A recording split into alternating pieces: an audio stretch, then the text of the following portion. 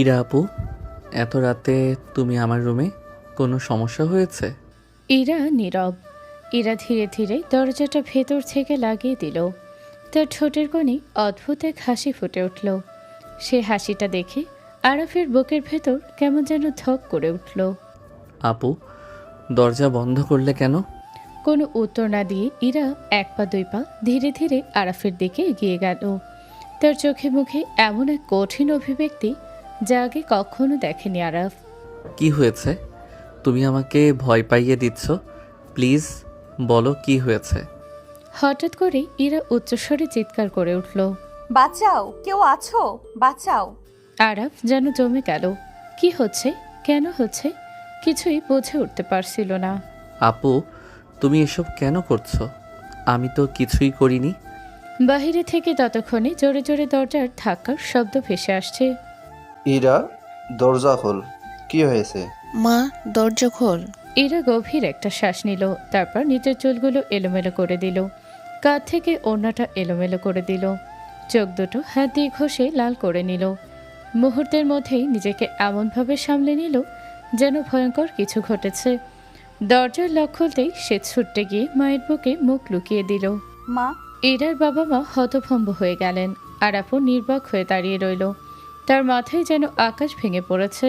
সে বুঝতেই পারছে না কয়েক মুহূর্তের মধ্যে পরিস্থিতি কিভাবে এত ভয়াবহ মোড় নিল। কি হয়েছে ইরা? এভাবে চিৎকার করছিস কেন? তোকে এমন দেখাচ্ছে কেন? আম্মু। ইরা কাঁপতে কাঁপতে মায়ের বুকে মুখ লুকিয়ে ফেলল। কান্নাই তার কথা জড়িয়ে যাচ্ছে। আরাফ আমার সঙ্গে জোর করে। বাকিটুকু আর বলতে পারল না সে। ফুপিয়ে ফুপিয়ে কেঁদে উঠল। আরাফ যেন পাথর হয়ে গেল। কয়েক সেকেন্ড আগেও সে কিছুই বুঝতে পারছিল না, আর এখন তার উপর এমন এক অভিযোগ এসে পড়েছে যা সে স্বপ্নেও কল্পনা করেনি। ইরা তার থেকে 6 বছরের বড়।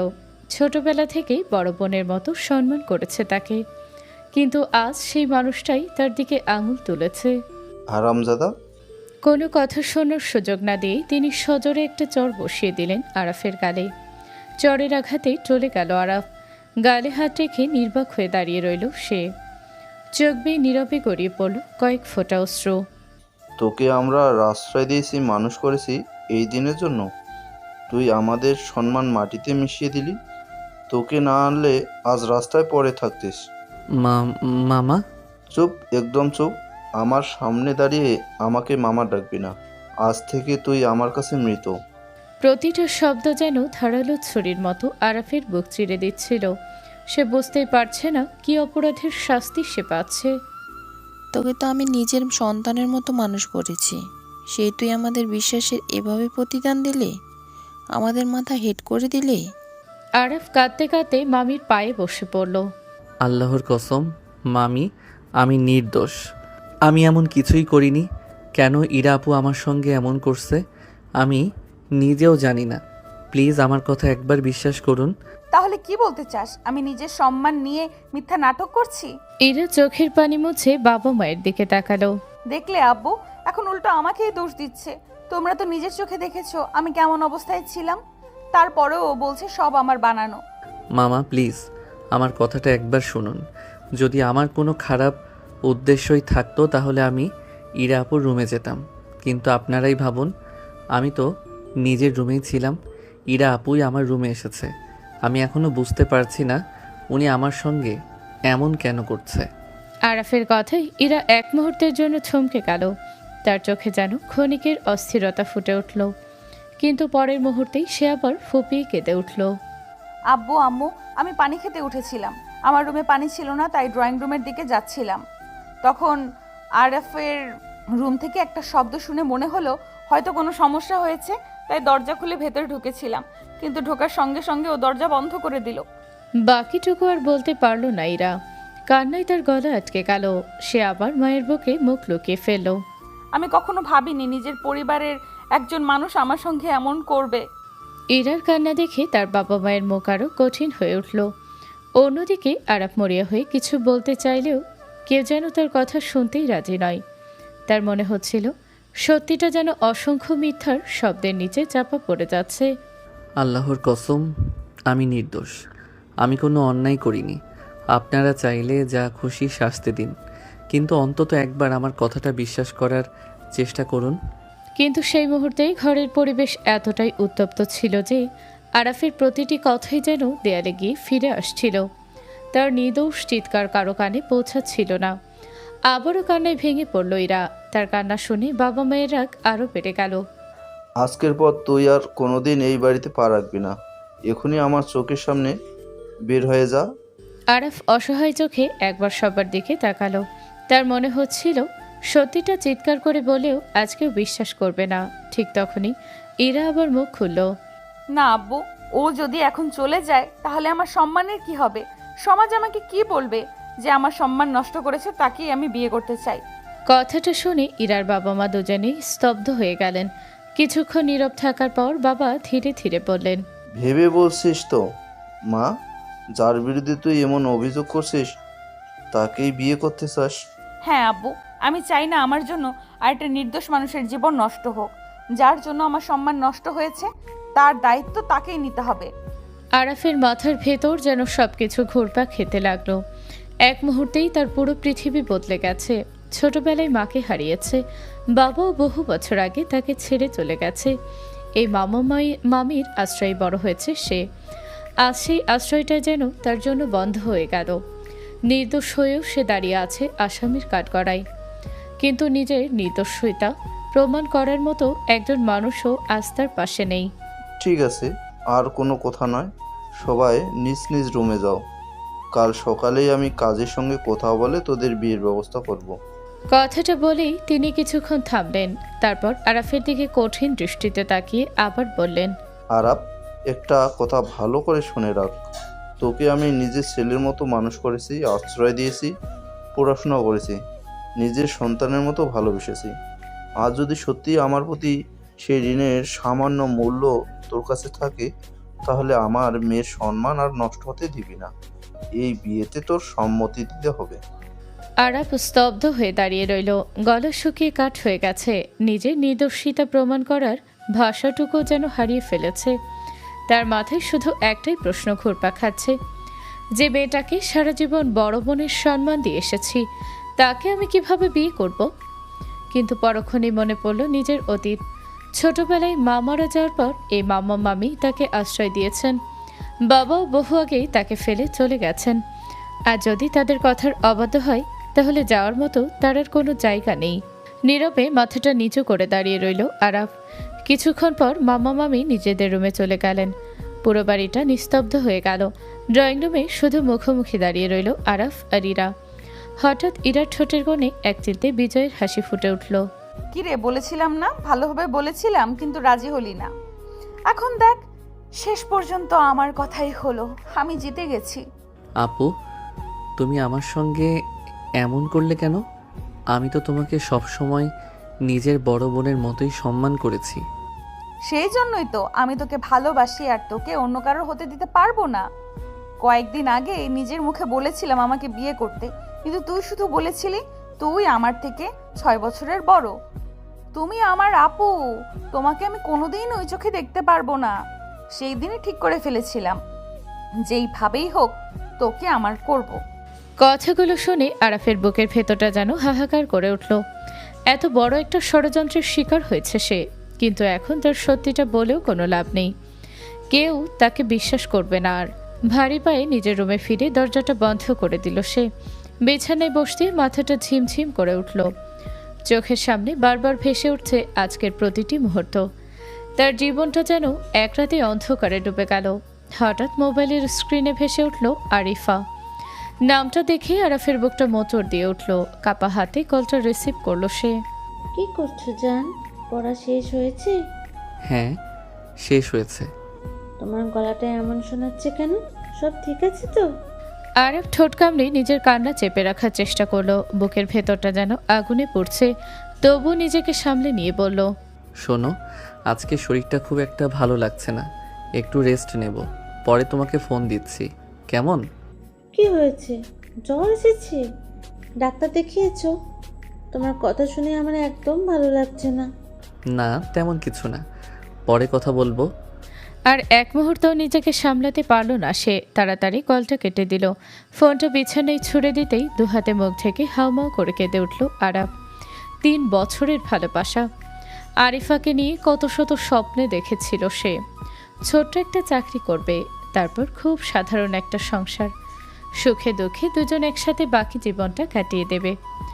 মা বাবাহীন এই কঠিন জীবনে আরিফাই ছিল তার একমাত্র সঙ্গী, একমাত্রই মানুষ যে তাকে নিঃস্বার্থভাবে বুঝত। কিন্তু আজ এক রাতেই সবকিছু শেষ হয়ে যাচ্ছে। পরিস্থিতি তাকে এমন এক অন্ধকার গহ্বরে ঠেলে দিয়েছে যেখান থেকে বের হওয়ার কোনো পথ সে খুঁজে পাচ্ছে না। কাঁদতে কাঁদতে কখন যে ঘুমিয়ে পড়েছিল সে নিজেও বুঝতে পারেনি। আরাব, দরজা খোল। পরিচিত কণ্ঠে ঘুম ভাঙল তার। চোখ মুছে দরজা খুলতেই দেখল মামা হাতে একটি শেরওয়ানি নিয়ে দাঁড়িয়ে আছেন। এই নে, এটা পরে নে, আর একটু পর কাজে চলে আসবে। কয়েকজন আত্মীয় স্বজনকে খবর দিয়েছি। খুব বড় করে বিয়ে দিতে পারছি না, কিন্তু একেবারে চুপিচাপও দিতে পারি না। এমনিতেই সম্মান যা নষ্ট হওয়ার হয়েছে। কথাগুলো বলে তিনি চলে গেলেন। আরব দরজাটা বন্ধ করে শেরওয়ানিটা ছুঁড়ে মারল মেঝেতে। পরক্ষণই হাঁটু গেড়ে বসে আবারও কান্নায় ভেঙে পড়ল। তার ভালোবাসার মানুষটা এখনো কিছুই জানে না। এদিকে আরিফা একের পর এক কল দিয়ে যাচ্ছে, প্রায় 15টি মিসড কল। অবশেষে কাপা হাতে আবার কলটা রিসিভ করলো আরাফ। কি হয়েছে তোমার? কখন থেকে কল দিচ্ছি, একটা উত্তরও দিচ্ছ না। শরীর এখন কেমন? আমার খুব ভয় লাগছে। শরীরটা এখনো খুব খারাপ লাগছে। জ্বর এসেছে? আমি চলে আসবো তোমার কাছে।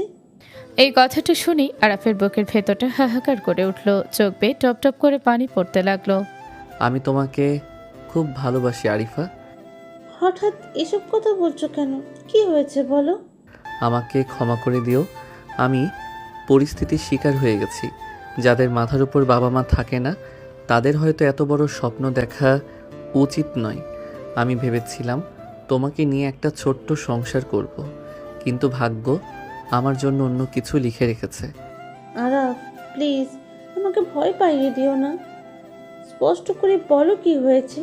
সকাল থেকেই আমার বুকটা কেমন করছে, মনে হচ্ছে তোমাকে হারিয়ে ফেলবো। এখন রাখতে হবে, পরে সব বলবো, আজ আর পারছি না।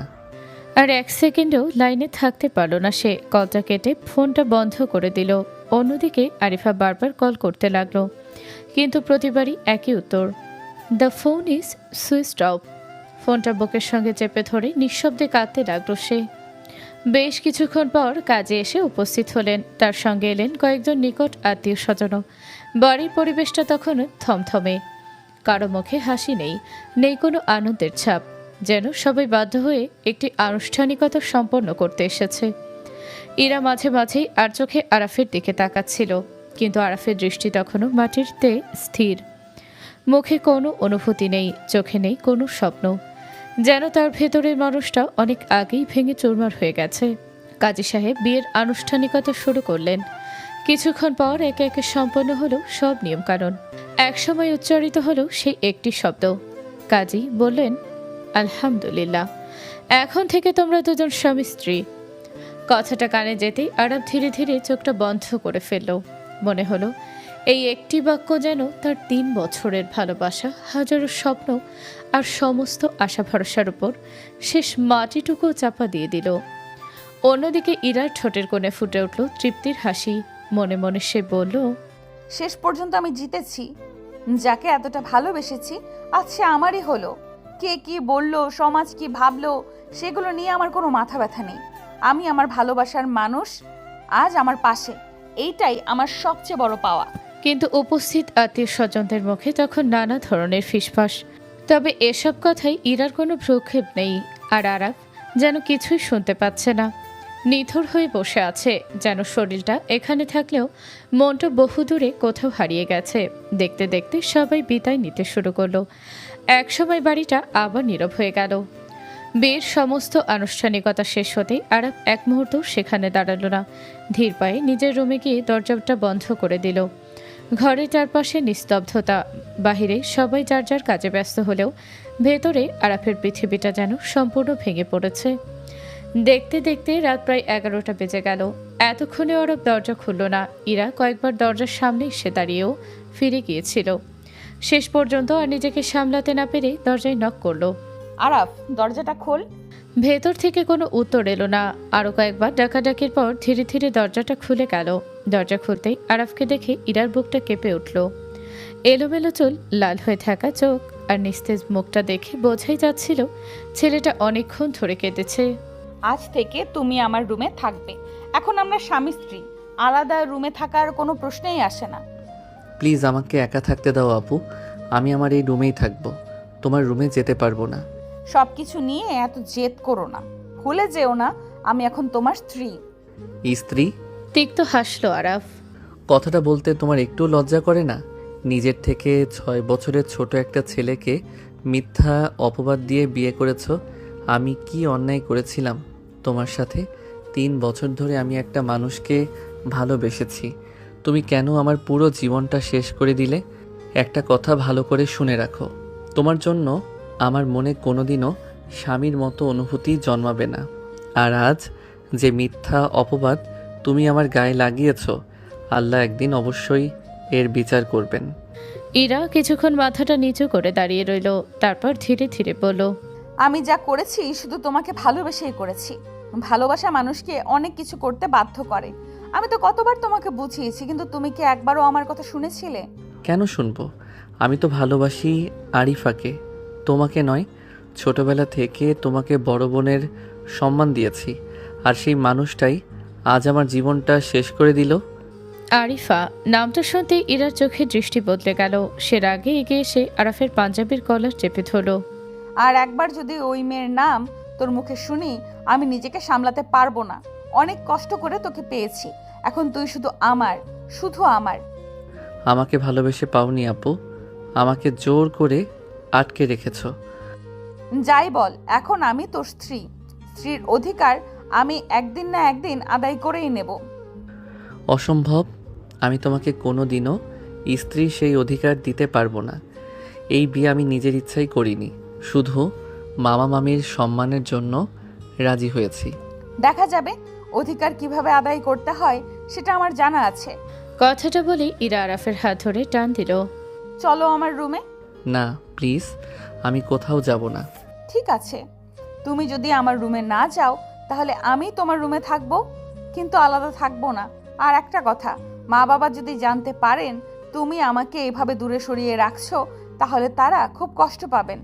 মামা মামির কথা শুনে আরাফ চুপ হয়ে গেল। এই পৃথিবীতে তাদের ছাড়া আর আপন বলতে কেউ নেই, তাদের কষ্ট দেওয়ার সাহস তার নেই।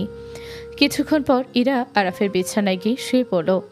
আরাফ কোনো কথা না বলে মেঝেতে একটা চাদর বিছিয়ে শুতে গেল। নিচে কেন শুয়েছো? কোনো উত্তর দিল না আরাফ। ইরা উঠে এসে তার হাত ধরে টেনে তুলল। তুমি নিচে শোবে না। যতই আমাকে ঘৃণা করো, সমাজের চোখে আমি এখন তোমার স্ত্রী। আরাফ আর কোনো প্রতিবাদ করলো না। নিঃশব্দে বিছানার একদম কিনারায় গিয়ে শুয়ে পড়ল। দুজনের মাঝখানে ছিল কয়েকটা ফাঁকা জায়গা, অনেকটা ফাঁকা জায়গা।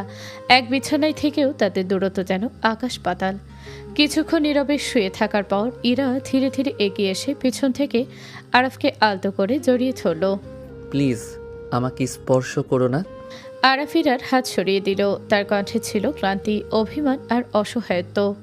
এই বিয়েটা যেভাবে হয়েছে সেটা আমি এখনো মেনে নিতে পারিনি, আমাকে একটু একা থাকতে দাও। আমি জানি তুমি আমার উপর খুব রাগ করে আছো, কিন্তু এখন আমি তোমার স্ত্রী। তোমার থেকে দূরে থাকতে আমার খুব কষ্ট হচ্ছে। স্ত্রী হওয়ার মানে এই নয় যে আমার ইচ্ছার বিরুদ্ধে আমাকে ছুঁতে পারবে। সম্পর্কের আগে সম্মান আর সম্মতি দরকার। যেদিন আমি মন থেকে তোমাকে মেনে নিতে পারবো, সেদিন তোমাকে আর দূরে সরাবো না, কিন্তু আজ পারছি না। আরাফের কথাগুলো শুনে ইরা কিছুক্ষণ চুপ করে রইল। তার চোখ ভিজে উঠল। সে ধীরে ধীরে নিজের হাতটা সরিয়ে নিল। আমি শুধু তোমাকে হারানোর ভয়ে এইসব করেছি। হয়তো আমার পথটা ভুল ছিল। আরাফ কোনো উত্তর দিল না, শুধু দীর্ঘ একটা নিঃশ্বাস ফেলল। একই বিছানায় শুয়ে থাকলেও দুজনের মাঝখানে যেন অদৃশ্য এক বিশাল দেয়াল দাঁড়িয়েছিল। কেউ আর কোনো কথা বলল না। রাতটা কেটে গেল ভারী নীরবতায়। পরদিন সকাল। সারা রাত এক ফোঁটা ঘুম হয়নি আরাফের। ভোর হতে চুপচাপ বাড়ি থেকে বেরিয়ে গেল। তার একটাই উদ্দেশ্য, আরিফার সঙ্গে দেখা করে সব সত্যটা জানানো। কিছুক্ষণ পর নির্ধারিত জায়গায় এসে দাঁড়াতেই আরিফা দৌড়ে তার সামনে চলে এলো। কোথায় ছিলে তুমি?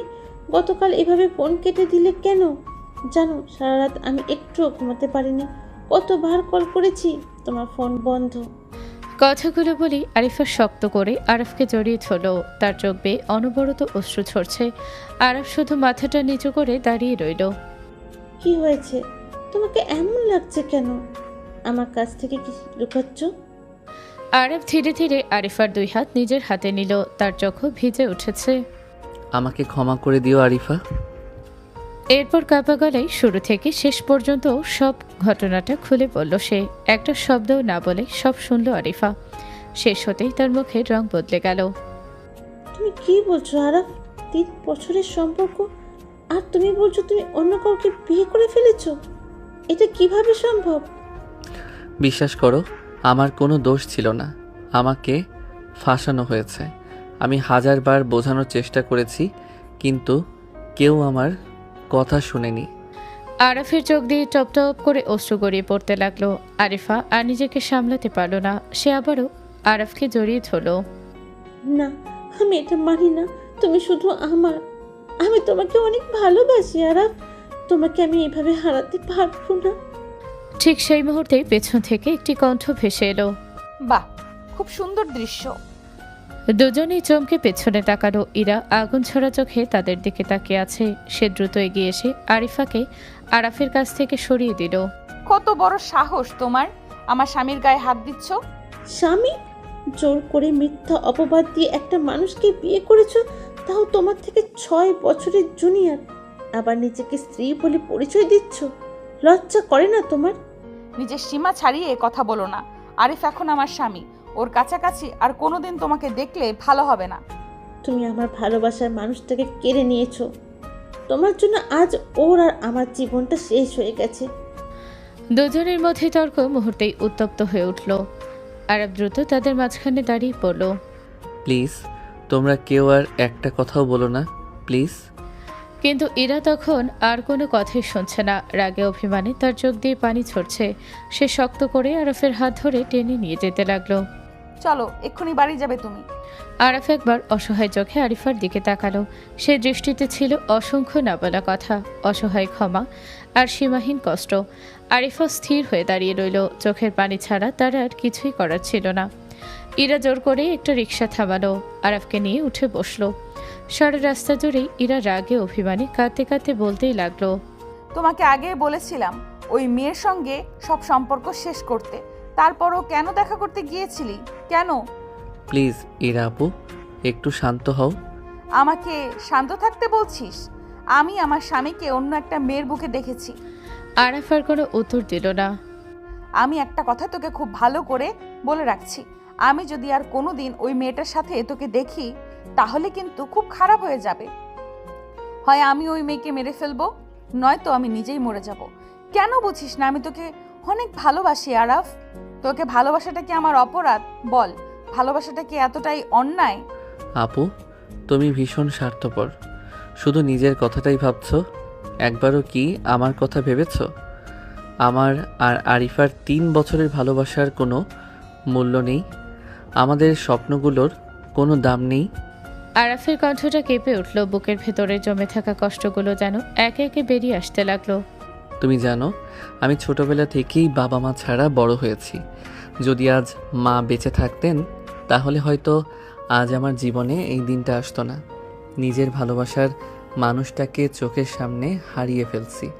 এর চেয়ে বড় শাস্তি আর কি হতে পারে বলো? এরা আর শুনতে পারল না। দুহাতে কান চেপে ধরে মাথাটা নাড়তে লাগলো। না, এইসব কথা শুনতে চাই না আমি। তুমি রাগের মাথায় যা খুশি তাই বলো, আমি কিচ্ছু মনে করব না।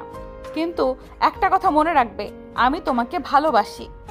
আমার মতো করে তোমাকে কেউ কোনোদিন ভালোবাসতে পারবে না। আর তুমি তো বলেছিলে আমি স্বার্থপর। হ্যাঁ, আমি স্বার্থপর। তোমার ভালোবাসার বেলায় আমি খুবই স্বার্থপর। তোমাকে নিজের করে পাওয়ার জন্য আমি সব কিছু করতে পারি। প্রয়োজন হলে নিজের জীবনও দিয়ে দিতে পারি। এতটাই ভালোবাসি আমি তোমাকে। ভালোবাসা যদি কাউকে কাঁদায়, তার সব স্বপ্ন ভেঙে দেয়, তাহলে সেটা ভালোবাসা নয় আপু। সেটা জোর করে কাউকে নিজের করে রাখার চেষ্টা। তুই যাই বলিস না কেন, আমি শুধু এইটুকুই জানি তুই আমার হাজবেন্ড, আর এই জন্মে তোকে আমি কোনোদিনও অন্য কারোর হতে দেব না। দরকার হলে পুরো পৃথিবীর বিরুদ্ধে দাঁড়াবো, তবুও তোকে ছাড়বো না। আরাফ আর কোনো কথা বলল না। সে খুব ভালো করে জানে এখানে কোনো কথা বলেও আর কোনো লাভ হবে না। তাই নিঃশব্দেই ইরার সাথে বাড়ির উদ্দেশ্যে রওনা দিল। বাড়িতে পৌঁছাতেই ড্রয়িং রুমে বসে থাকা ইরার বাবা মা দুজনেই তাদের দিকে তাকালেন।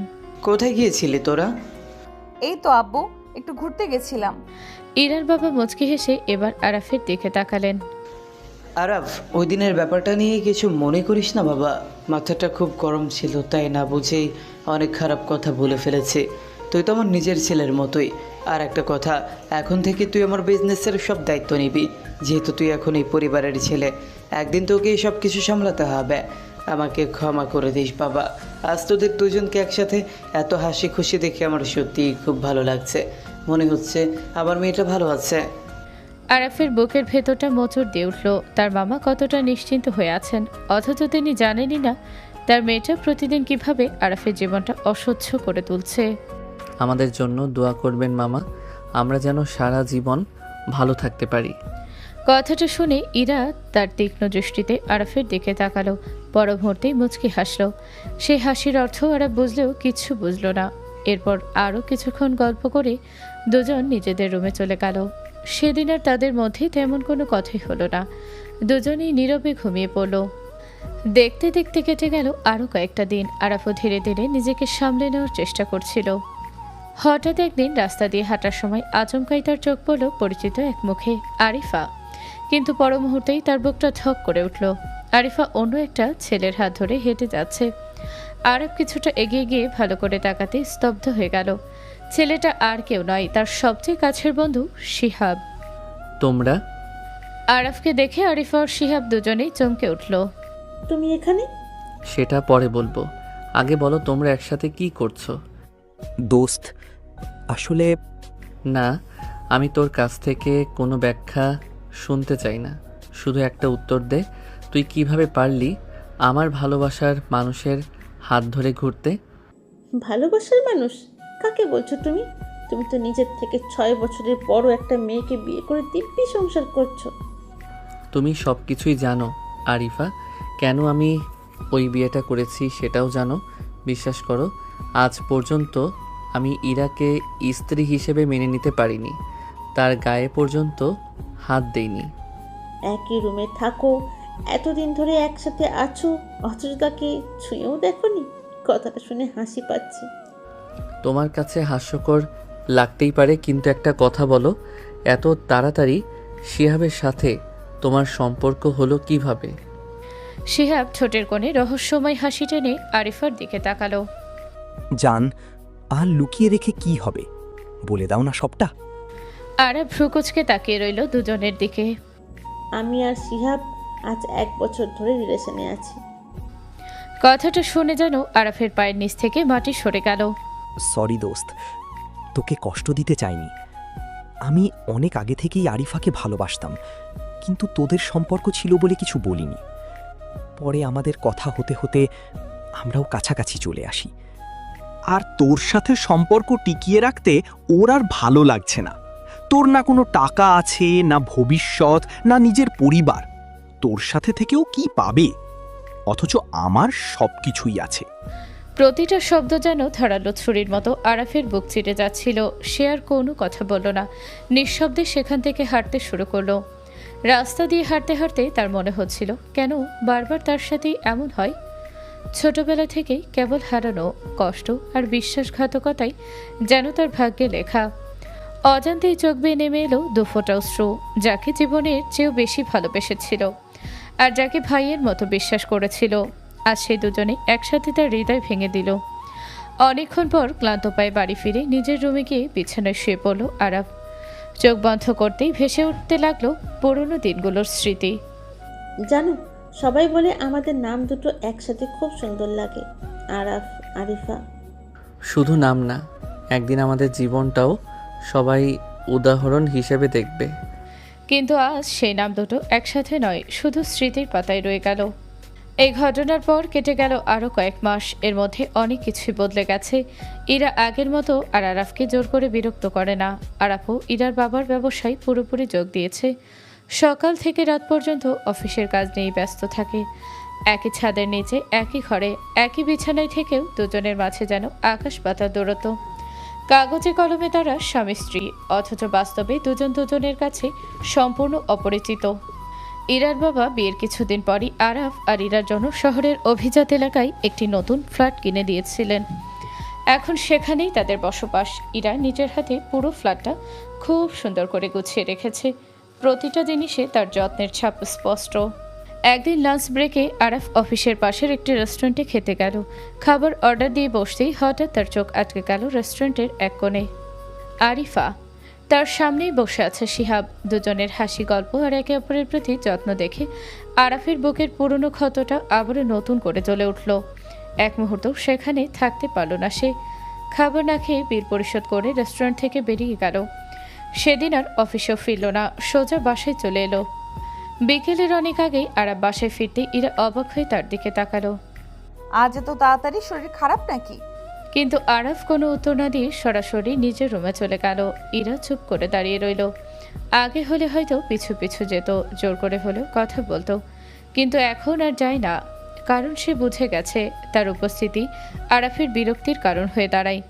তার সামনে বারবার যাওয়া মানে আরাফকে প্রতিবার বিরক্ত করা। কিছুক্ষণ পর ইরা গোসল করে বের হলো। সে আলমারি থেকে একটি নীল রঙের শাড়ি বের করে পরল। হালকা সাজ, কপালের ছোট্ট নীল টিপ আর খোলা চুলে তাকে আজ অসম্ভব সুন্দর লাগছিল। ড্রেসিং টেবিলের সামনে দাঁড়িয়ে শেষবারের মতো নিজেকে দেখে নিল সে। বিছানায় বসে থাকা আরাফ এক ঝলক তাকিয়ে চোখ ফিরিয়ে নিল, কিন্তু পরক্ষণেই তার মনে অদ্ভুত এক সন্দেহ জন্ম নিল। আরাফ মনে মনে ভাবছিল, কোথায় যাচ্ছে ও এত সাজগোজ করে?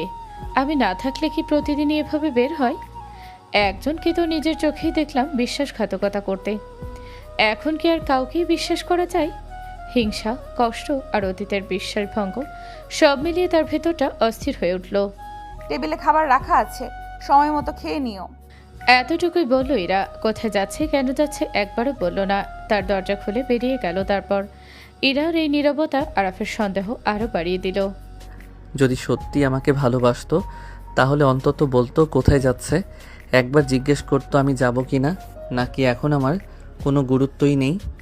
রাগে নিজের মুঠো শক্ত করে ফেলল আরাফ। তারপর কানে হেডফোন লাগিয়ে বিছানায় শুয়ে পড়ল। কখন যে ঘুমিয়ে গেছে সে নিজেও জানে না। রাত প্রায় 9টার দিকে কলিং বেলের শব্দে তার ঘুম ভাঙল। দরজা খুলতেই দেখলো ইরা ক্লান্ত মুখে বাসায় ফিরেছে।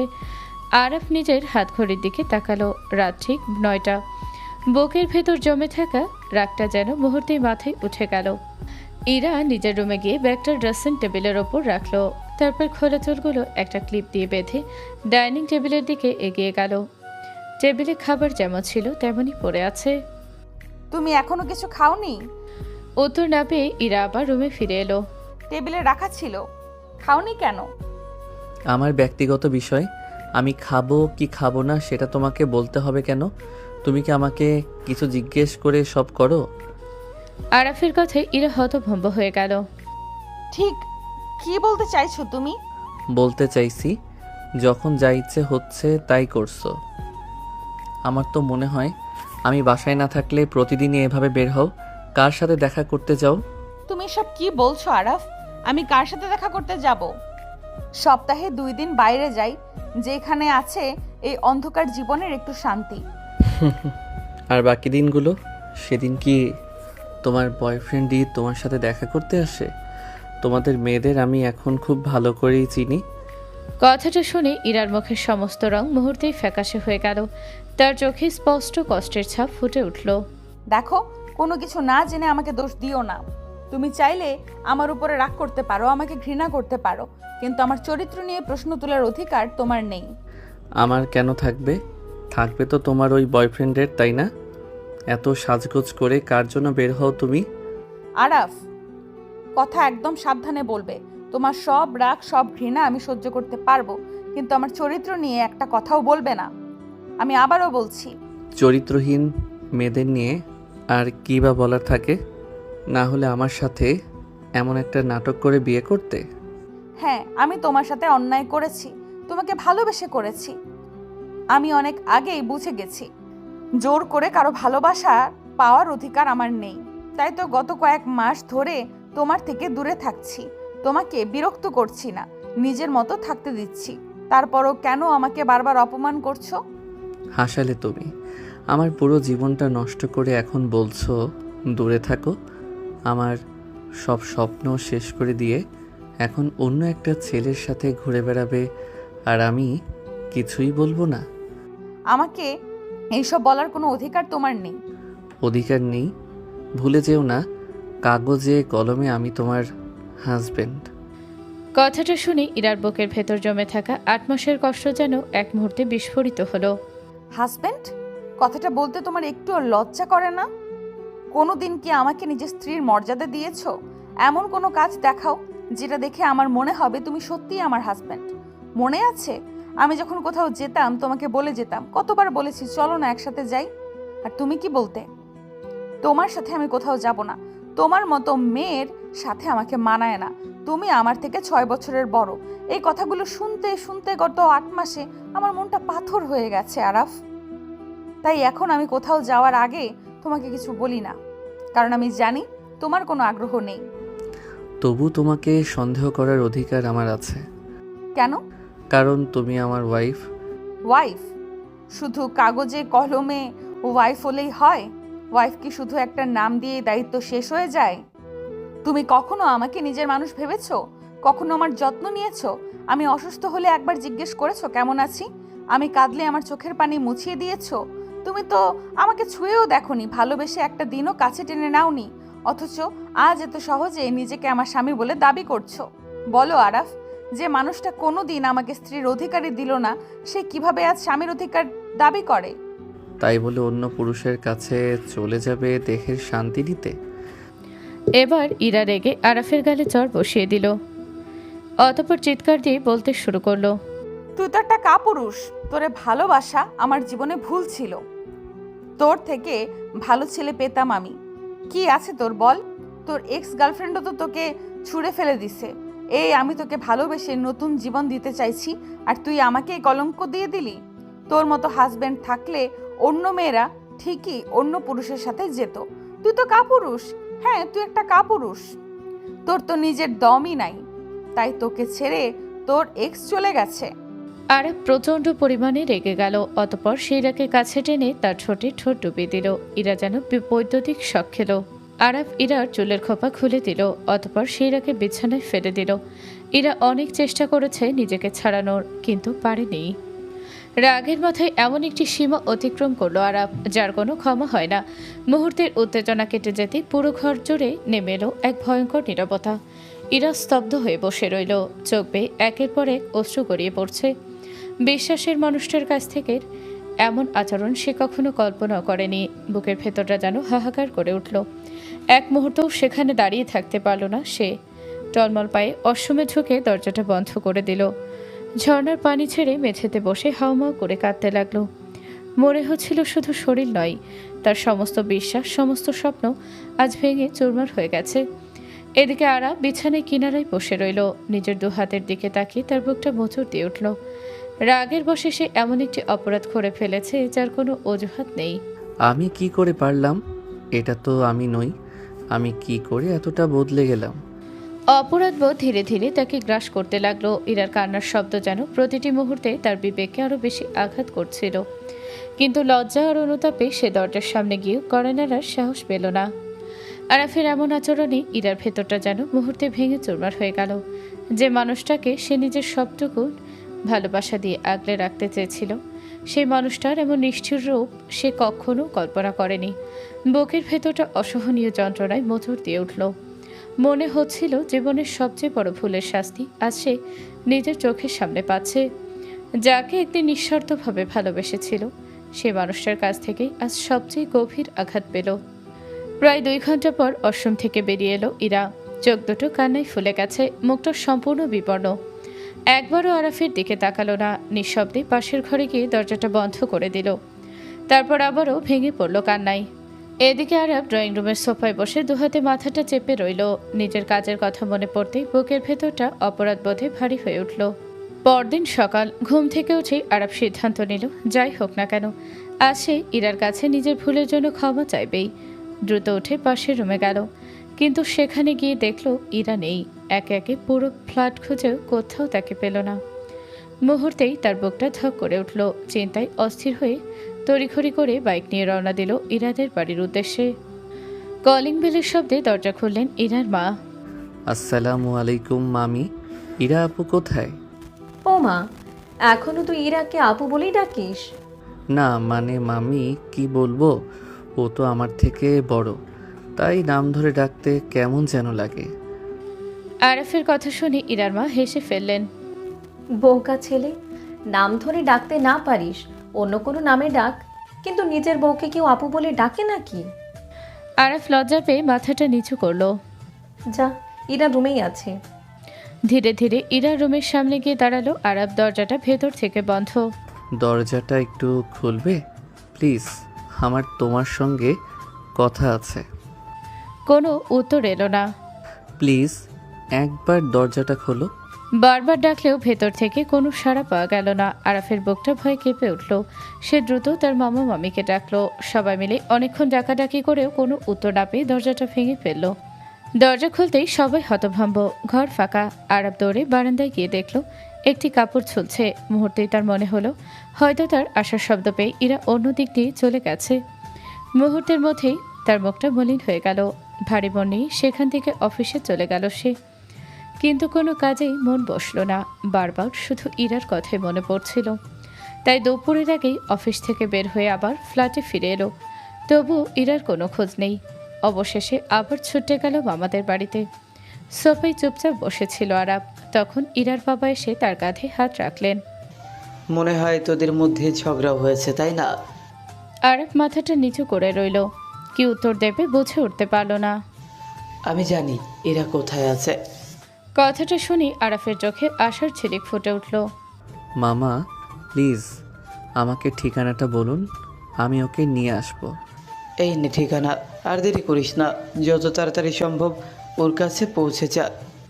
ঠিকানা অনুযায়ী বাইক চালিয়ে এগিয়ে গেল আরাফ। কিছুক্ষণ পর সে পৌঁছালো একটি এতিমখানার সামনে। জায়গাটা খুব বড় নয়, তবে ভীষণ পরিপাটি। চারপাশে ছোট্ট ছোট ফুলের গাছ। উঠোনে বাচ্চাদের হাসির শব্দ ভেসে আসছে। ধীরে ধীরে ভেতরে প্রবেশ করতে কয়েকজন শিশু দৌড়ে এসে তাকে ঘিরে ধরল। বাবা, আপনি এসেছেন? আরাফ একেবারে হতবাক হয়ে গেল, কিছুই বুঝতে পারছে না। তখনই একজন মধ্যবয়সী মহিলা এগিয়ে এসে তাকে সম্মান দিয়ে ভেতরে বসতে বললেন। আসলে আমি কিছুই বুঝতে পারছি না, ওরা সবাই আমাকে বাবা বলে ডাকছে কেন? কারণ ওদের মা তো ইরা, আর আপনি ইরার স্বামী, তাই ওরা আপনাকেই বাবা বলে ডাকে। কথাটা শুনে যেন মাটিতে গেঁথে গেল। আরাফ বিস্ময়ে তার চোখ বড় হয়ে গেল। কি বলছেন আপনি? ইরা? হ্যাঁ, এই এতিমখানাটা ইরা তৈরি করেছে। তবে একটা কথা জানেন, তিনি নিজের নামে করেননি, আপনার নামেই করেছেন। আমার নামে? হ্যাঁ, তিনি বলেছিলেন আমার স্বামী ছোটবেলা থেকে বাবা মায়ের ভালোবাসা ছাড়া বড় হয়েছে, তাই আমি চাই তার নামে এমন একটা জায়গা থাকুক যেখানে অসহায় বাচ্চারা পরিবার খুঁজে পাবে। সেই থেকেই সবাই আপনাকে এই এতিমখানার বাবা হিসেবেই চেনে। আরাফের বুকের ভেতরটা মোচড় দিয়ে উঠল। যে মেয়েটাকে সে এতদিন ভুল বুঝেছে, অপমান করেছে, সেই মেয়েটাই তার অজান্তেই তার নামকে সম্মান দিয়ে বেঁচে রেখেছে। বাচ্চাগুলো ইরাকে নিজের মায়ের মতোই ভালোবাসে, আর ইরাও ওদের জন্য নিজের সবটুকু উজাড় করে দেন। প্রতি সপ্তাহে সময় বের করে এখানে আসেন, ওদের পড়ান, খেলান, নিজের হাতে খাওয়ান। ইরা এখন এখানে আছে? জি আছেন, আপনি চাইলে এখনই ডেকে দিতে পারি। না, আজ না। আজ আমি ওর সামনে দাঁড়ানোর যোগ্য নই, অন্য একদিন আসবো। কথাগুলো বলেই দ্রুত সেখান থেকে বেরিয়ে এলো। আরাফ কিছু দূর গিয়ে নির্জন এক জায়গায় বাইক থামালো। হেলমেট খুলে আকাশের দিকে তাকিয়ে গভীর একটা দীর্ঘশ্বাস ফেল। চোখের কোণে জমে থাকা অশ্রু আর আটকে রাখতে পারল না। হে আল্লাহ, আমি কি করেছি যে মানুষটা আমাকে নিঃস্বার্থভাবে ভালোবেসেছে, আমার নামকে সম্মান দিয়েছে, আমার অতীতের কষ্ট ভেবে এতগুলো অসহায় শিশুর মুখে হাসি ফুটিয়েছে?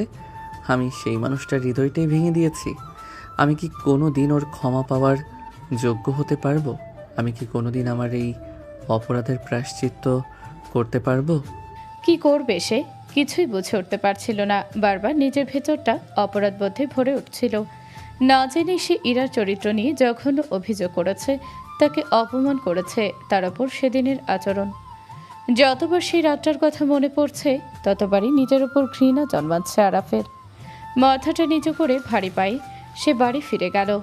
এরপর কেটে গেল আরও কয়েকটা দিন। এই কয়েকদিনে ইরা আর আরাফের সঙ্গে কোনো যোগাযোগ করেনি, এমনকি বাবার বাড়িতেও যায়নি। এ কদিনে আরাফ যতটা পেরেছে নিজের ভেতরে সাহস সঞ্চয় করেছে। তারপর আবারও সেই এতিমখানায় গেল আরাফ। ভেতরে ঢুকতেই তার চোখ আটকে গেল এক অপূর্ব দৃশ্যে। কয়েকজন ছোট্ট শিশুকে নিয়ে কানামাছি খেলছে এরা। চোখে কাপড় বাঁধা, মুখ ভরা হাসি। চারপাশে বাচ্চাগুলো আনন্দে ছোটাছুটি করছে। আরাফ ধীরে ধীরে এগিয়ে গেল। ঠিক তখনই ইরা হাত বাড়িয়ে সামনে এগোতে গিয়ে হোঁচট খেয়ে পড়ে যাচ্ছিল। মুহূর্তের মধ্যে আরাফ ছুটতে গিয়ে তাকে শক্ত করে ধরে ফেলল। হঠাৎ কারো স্পর্শ পেয়ে ইরা ভয় পেয়ে আরাফের শক্ত করে খামচে ধরল। তারপর ধীরে ধীরে চোখের বাঁধন খুলতেই সামনে আরাফকে দেখে বিস্ময়ে বড় বড় হয়ে গেল তার চোখ। কিন্তু পরের মুহূর্তেই সেই রাতের স্মৃতি তাকে কাঁপিয়ে দিল। মুখের হাসিটা মিলিয়ে গেল এক নিমেষেই। আপনি এখানে কেন এসেছেন? আরে তুই থেকে তুমি, আর এখন সোজা আপনি? আপনাকে এখানে আসার অনুমতি কে দিয়েছে? কেন এসেছেন? ওই দিনের ঘটনার জন্য আমি সত্যিই দুঃখিত।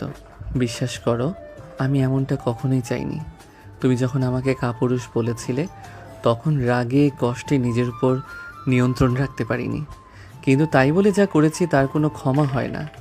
আমি প্রতিটা মুহূর্ত নিজের কাছে অপরাধী হয়ে আছি।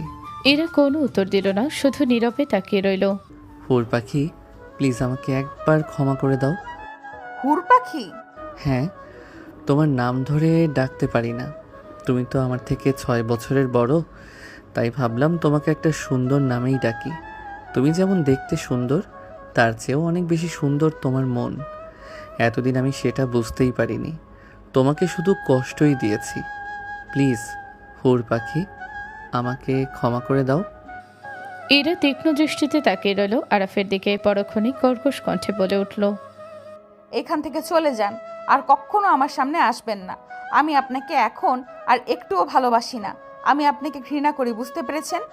কথাটা বলেই দ্রুত পায়ে পাশের একটি রুমে ঢুকে দরজাটা বন্ধ করে দিল ইরা। আরাফ নির্বাক হয়ে দাঁড়িয়ে রইল। এই প্রথম সে দেখল ইরা সত্যিই তাকে এড়িয়ে যাচ্ছে। বুকের ভেতরটা হঠাৎ করেই শূন্য হয়ে গেল। ঠিক তখনই ছোট্ট একটি বাচ্চা দৌড়ে এসে আরাফের হাত ধরে ফেলল। বাবা, মা কি আপনার উপর রাগ করেছে? হ্যাঁ সোনা, অনেক রাগ করেছে। মা ফুল খুব ভালোবাসে। আপনি কালকে একটা সুন্দর ফুল নিয়ে আসবেন, দেখবেন মায়ের রাগ ভেঙে যাবে। শিশুটার নিষ্পাপ কথায় আরাফের ঠোঁটে ক্ষীণ একটা হাসি ফুটে উঠল। ঠিক আছে, কাল তোমার মায়ের জন্য অনেক সুন্দর ফুল নিয়ে আসবো। এরপর সবার কাছ থেকে বিদায় নিয়ে ভারী মনেই বাড়ি ফিরে গেল সে। পরদিন আবারও এতিমখানা এলো আরাফ, হাতে একগুচ্ছ তাজা গোলাপের তোড়া। ভেতরে ঢুকতেই বাচ্চাগুলো আনন্দে দৌড়ে এসে তাকে ঘিরে ধরল। আরাফ ব্যাগ থেকে অনেকগুলো চকলেট বের করে সবার হাতে দিল। মুহূর্তেই বাচ্চাগুলোর মুখে হাসি ফুটে উঠল। যাও তো, তোমাদের মাকে একবার ডেকে নিয়ে আসো। বাচ্চারা এক দৌড়ে ভেতরে চলে গেল। কিছুক্ষণ পর তারা টানতে টানতে ইরাকে নিয়ে এলো। ইরা প্রথমে কিছুই বুঝতে পারেনি, কিন্তু সামনে আরাফকে দাঁড়িয়ে থাকতে দেখে তার মুখের হাসি মিলিয়ে গেল। আরাফ ধীরে ধীরে এগিয়ে এসে ফুলের তোড়াটা ইরার দিকে বাড়িয়ে দিল। আমিও তোমাকে এখন ভীষণ ভালোবেসে ফেলছি। হয়তো অনেক আগেই ভালোবেসেছিলাম, শুধু বুঝতে দেরি হয়ে গেছে। আমাকে একবার ক্ষমা করে দাও, আর একটা সুযোগ দাও। কথা দিচ্ছি, জীবনে আর কখনো এমন কোনো কাজ করব না যাতে তোমার চোখে এক ফোঁটা জলও আসে। আমি তো বলেছিলাম এখানে আর আসবেন না, তারপরও কেন এসেছেন? আর এসব আদিক্ষেতা আমার একদম ভালো লাগে না। কথাগুলো বলে ইরা ফুলের তোড়াটা না নিয়ে আবার রুমের দিকে চলে গেল। বাচ্চাগুলো এক দৃষ্টিতে তাকিয়ে রইল দুজনের দিকে। তাদের মধ্যে ছোট্ট একটা মেয়ে ধীরে ধীরে এসে আরাফের হাত ধরল।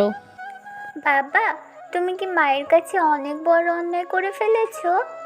প্রশ্নটা শুনে আরাফ মাথাটা নিচু করে ফেলল। তার নীরবতায় যেন উত্তর দিয়ে দিল। ছোট মেয়েটা এগিয়ে এসে আরাফকে জড়িয়ে ধরল। কান্না করো না বাবা, দেখো একদিন মা ঠিকই তোমাকে ক্ষমা করে দিবে। আমি মাকে বলে দিব। শিশুটার কথাই আরাফা নিজেকে সামলাতে পারল না। সে ছোট্ট মেয়েটাকে বুকে জড়িয়ে ধরতেই চোখ বেয়ে নেমে এলো দুফোঁটা অশ্রু। বাচ্চাটা নিজের ছোট্ট হাতি আরাফের চোখের পানি মুছে দিল। বাবা, কান্না করো না, মা ঠিক তোমার সঙ্গে কথা বলবে। রুমের জানালার আড়াল থেকে সবকিছুই দেখছিল এরা। তার চোখ দুটো অশ্রুতে ভরে উঠেছে। মুখে যতই ঘৃণার কথা বলুক না কেন, নিজের হৃদয়কে তো আর মিথ্যে বলতে পারে না। আজও সে আরাফকে নিজের জীবনের চেয়েও বেশি ভালোবাসে। ইচ্ছে করছিল ছুটতে গিয়ে আরাফকে জড়িয়ে ধরে বলতে, আমি এখনও তোমাকে ভালোবাসি। কিন্তু না, এবার সে চাই আরাফ ভালোবাসার পাশাপাশি একজন নারীর সম্মান, কষ্ট আর অনুভূতির মূল্যও বুঝুক। তাই নিজের মনকে শক্ত করে নিল সে। দেখতে দেখতে আরও কয়েকটা দিন কেটে গেল। একদিন ইরা বাচ্চাদের জন্য অনেক খেলনা, জামা কাপড় আর প্রয়োজনীয় জিনিসপত্র কিনে এতিমখানায় এলো। সারাটা সকাল বাহিরে ঘোরাঘুরি করার কারণে শরীরটা ভীষণ ক্লান্ত হয়ে পড়েছিল। তার ওপর মাথাটাও প্রচণ্ড ব্যথা করছিল। তাই নিজের রুমে এসে একটু শুয়ে পড়ল। কখন যে চোখ লেগে গিয়েছে সে নিজেও টের পায়নি। আচমকাই বাহিরে থেকে বাচ্চাদের চিৎকার আর দৌড়াদৌড়ির শব্দে ঘুম ভেঙে গেল ইরার। সে হতদন্ত হয়ে উঠে দরজা খুলে বাহিরে বেরিয়ে এলো। কি হয়েছে, তোমরা এইভাবে দৌড়াচ্ছ কেন? কিন্তু কেউ কোনো উত্তর দিল না। উল্টো সবাই হাসতে হাসতে সামনে দৌড়াতে লাগলো। ইরাও তাদের পেছন পেছন ছুটল। হঠাৎ করেই বাচ্চাগুলো এতিমখানার বড় হলরুমে এসে থেমে গেল। ইরা বিস্ময়ে চারপাশে তাকিয়ে রইল। পুরো হলরুমটা রঙিন বেলুন, ফুল আর ছোট ছোট লাইট দিয়ে সাজানো। মাঝখানে বড় বড় অক্ষরে লেখা, হ্যাপি বার্থডে হুর পাখি। দৃশ্যটা দেখে অজান্তে ইরা ঠোঁটের কোণে হাসি ফুটে উঠল। নিজেরই মনে ছিল না যে আজ তার জন্মদিন। ঠিক তখনই পেছন থেকে ভেসে এলো খুব চেনা, খুব প্রিয় একটা কণ্ঠস্বর। হ্যাপি বার্থডে মাই হুর পাখি। ইরা ঘুরে তাকাতে দেখলো আরাফ হাঁটু গেড়ে বসে আছে, তার হাতে একগুচ্ছ লাল গোলাপ। জানি আমার উপর তোমার অনেক রাগ, তবু আজকের দিনটা তোমার মুখে একটা হাসি দেখার লোভ সামলাতে পারলাম না। শুভ জন্মদিন হুর পাখি। ইরার বুকের ভেতরটা অদ্ভুতভাবে কেঁপে উঠল। ভীষণ ভালো লাগলেও মুখে কোনো অভিব্যক্তি প্রকাশ করল না, শুধু চুপচাপ ফুলে তোড়াটা হাতে নিল। ঠিক তখনই ইরার বাবা মা, এতিমখানার সবাই আর আরও কয়েকজন পরিচিত মানুষ ভেতরে ঢুকলেন। সবাই একসঙ্গে জন্মদিনের শুভেচ্ছা জানাতেই ইরার চোখ আনন্দে ভিজে উঠল। সুযোগ বুঝে আরব ধীরে ধীরে ইরার সামনে এসে একটি সুন্দর প্যাকেট এগিয়ে দিল। এটা তোমার জন্য, আশা করি আজ অন্তত এটা পড়বে। ইরা কোনো কথা না বলে নিঃশব্দে প্যাকেটটা হাতে নিল। তারপর আরাব বাচ্চাদের দিকে তাকিয়ে দুষ্টু হেসে বলল, শোনো শোনা পাখিরা, বলো তো আজ মা কি আমার দেওয়া শাড়িটা পরবে?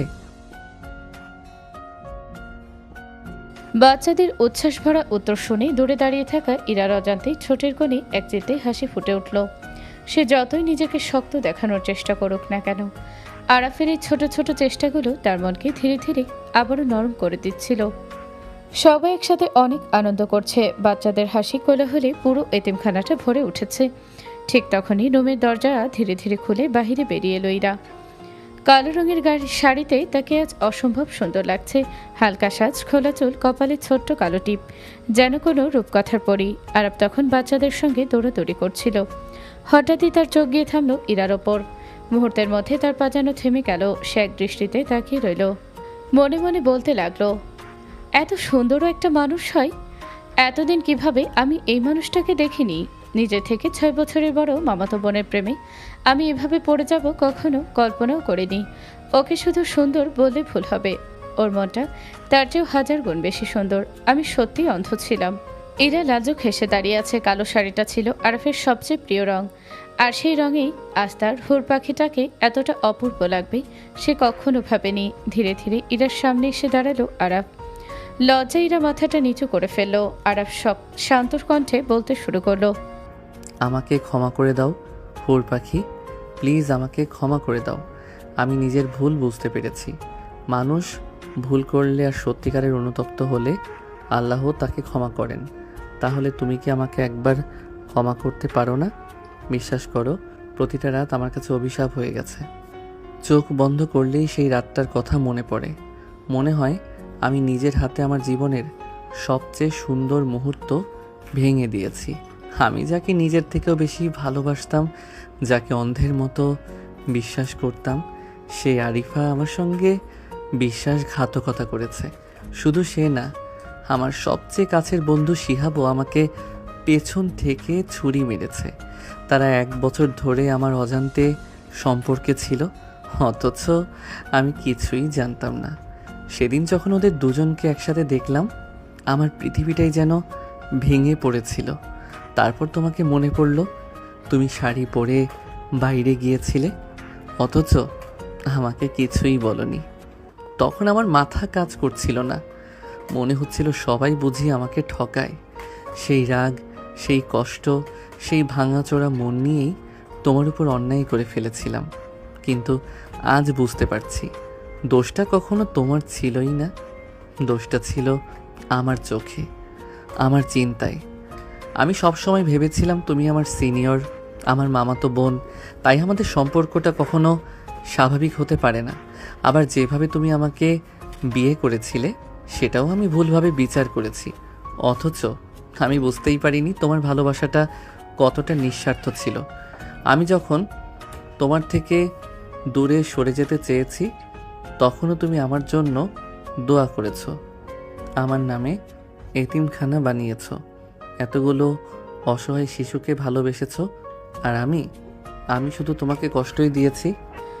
কথাগুলো বলতে বলতে আরব ধীরে ধীরে ইরার 2 হাত নিজের হাতে তুলে নিল। তার চোখ বেয়ে গড়িয়ে পড়ল 2 ফোঁটা অশ্রু।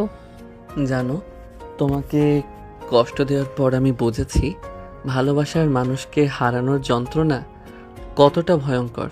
আমার প্রতিটা দিন, প্রতিটা রাত শুধু তোমাকে ভেবেই কেটেছে। তোমার নীরবতা আমাকে শাস্তি দিয়েছে। তখনই বুঝেছি এতদিন আমি তোমাকে কতটা কষ্ট দিয়েছিলাম।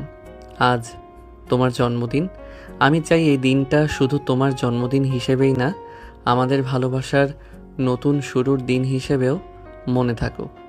একবার, শুধু একবার আমাকে সুযোগ দাও, কথা দিচ্ছি জীবনের শেষ নিঃশ্বাস পর্যন্ত তোমার সম্মান, তোমার হাসি আর তোমার ভালোবাসাকে আগলে রাখবো। প্লিজ আমাকে ফিরিয়ে দিও না হুর পাখি। আমি সত্যি এখন তোমাকে নিজের জীবনের চেয়েও বেশি ভালোবাসি। আরাফের প্রতিটি কথাই নীরবে শুনছিল ইরা। একসময় তার চোখ দুটো অশ্রুতে ভরে উঠল, বুকের ভেতরটা কাঁপছে, কিন্তু এবার আর সে নিজের অনুভূতিকে এত সহজে প্রকাশ করতে চাইল না। শেষ হয়েছে তোমার কথা? হ্যাঁ, তবে একটা কথাই বলবো, আমি সত্যি অনুতপ্ত। অনুতপ্ত? আরব মাথা নাড়ল। কথাগুলো বলতে ইরার কণ্ঠ কেঁপে উঠল। জানো, একটা কাচের গ্লাস ভেঙে ফেলার পর যদি কেউ সরি বলে, তাহলে কি গ্লাসটা আগের মতো জোড়া লাগে? লাগে না, আমি জানি। লাগে না, দাগ থেকে যায়। আমার মনটাও ঠিক সেরকম। তোমার একটা রাতের রাগ আমার পুরো জীবনটাই বদলে দিয়েছে।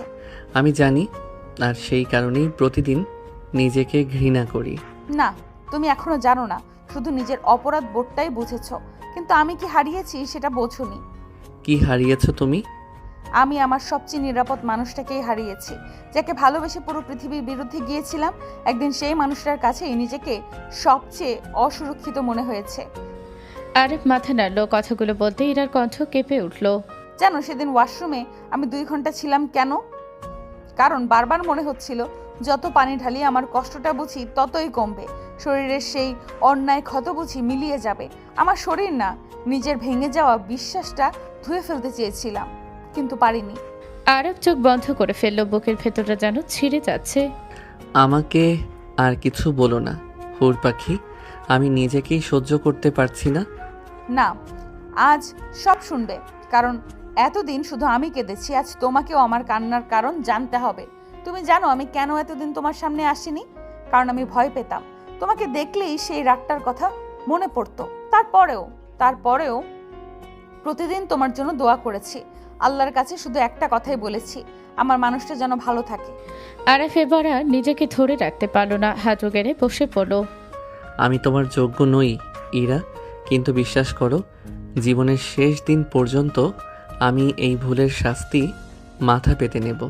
তবুও একবার, শুধু একবার আমাকে তোমার বিশ্বাসটা আবার গড়ে তোলার সুযোগ দাও। ইরা কিছুক্ষণ চুপ করে দাঁড়িয়ে রইল, তারপর ধীরে ধীরে নিজের হাতটা আরাফের হাত থেকে সরিয়ে দিল। ক্ষমা একদিন হয়তো করব, কারণ ইসলাম ক্ষমা করতে শিখিয়েছে। কথাটা শুনে আরাফের চোখে আশার আলো জ্বলে উঠল। কিন্তু ক্ষমা করে দিলেই সবকিছু আগের মতো হয়ে যায় না। আমার বিশ্বাসটা ভেঙেছে, আর সেই বিশ্বাস ফিরিয়ে আনতে শুধু একটা সরি যথেষ্ট নয়। যদি সত্যিই আমাকে ভালোবেসে থাকো তাহলে প্রমাণ করে দেখাও।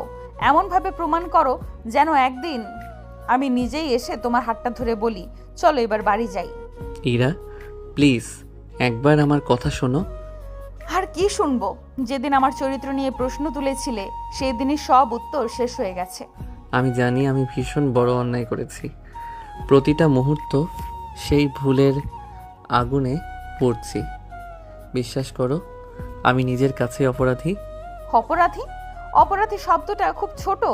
যাকে ভালোবেসে নিজের সম্মান, নিজের অহংকার সব বিসর্জন দিয়েছিলাম, সেই মানুষটাই আমাকে সবচেয়ে বেশি অপমান করেছে। আমি তোমার ক্ষমার যোগ্য নই, তবুও তোমার কাছে এসেছি কারণ তোমাকে ছাড়া বাঁচাটা আমার কাছে শাস্তির মতো। আমারও তো কষ্ট হয়েছে আরাফ, কিন্তু সেই কষ্টে আমি কাউকে দোষ দেইনি, কাউকে অপমান করিনি। আমি বদলে গেছি ইরা। তোমাকে হারানোর ভয় আমাকে বুঝিয়েছে ভালোবাসা জোর করে পাওয়া যায় না, সম্মান দিয়েই অর্জন করতে হয়। বদলে গেছো কিনা সেটা সময় বলবে। কথায় আর বিশ্বাস করতে শিখিনি আমি। ইরার চোখের কোণে জল চিকচিক করলেও সে নিজেকে শক্ত রাখলো। আরাপ মাথাটা নিচু করে দাঁড়িয়ে রইল। ইরা চলে যাওয়ার পরও আরাপ অনেকক্ষণ একই জায়গায় দাঁড়িয়ে রইল। তার বুকের ভেতরটা অদ্ভুত এক শূন্যতায় ভরে গেছে। আজ সে বুঝেছে ক্ষমা চাওয়া যতটা সহজ, ভেঙে যাওয়া বিশ্বাস ফিরিয়ে আনা ঠিক ততটাই কঠিন। বাচ্চাগুলো ধীরে ধীরে আরাফের কাছে এগিয়ে এলো। হ্যাঁ সোনা, আর সেই রাগ করার অধিকারও শুধু তোমার মায়েরই আছে। তুমি কেঁদো না বাবা, মা বাইরে থেকে যত রাগ দেখায় রাতে কিন্তু তোমার জন্য দোয়া করে। বাচ্চাটার কথা শুনে আরাপ অবাক হয়ে তাকালো। কি বললে? আমরা অনেকবার দেখেছি মা নামাজ শেষ করে হাত তুলে শুধু তোমার জন্য দোয়া করে, তারপর চুপচাপ কাঁদে। কথাগুলো শুনে আরাফের চোখ আবার ভিজে উঠল।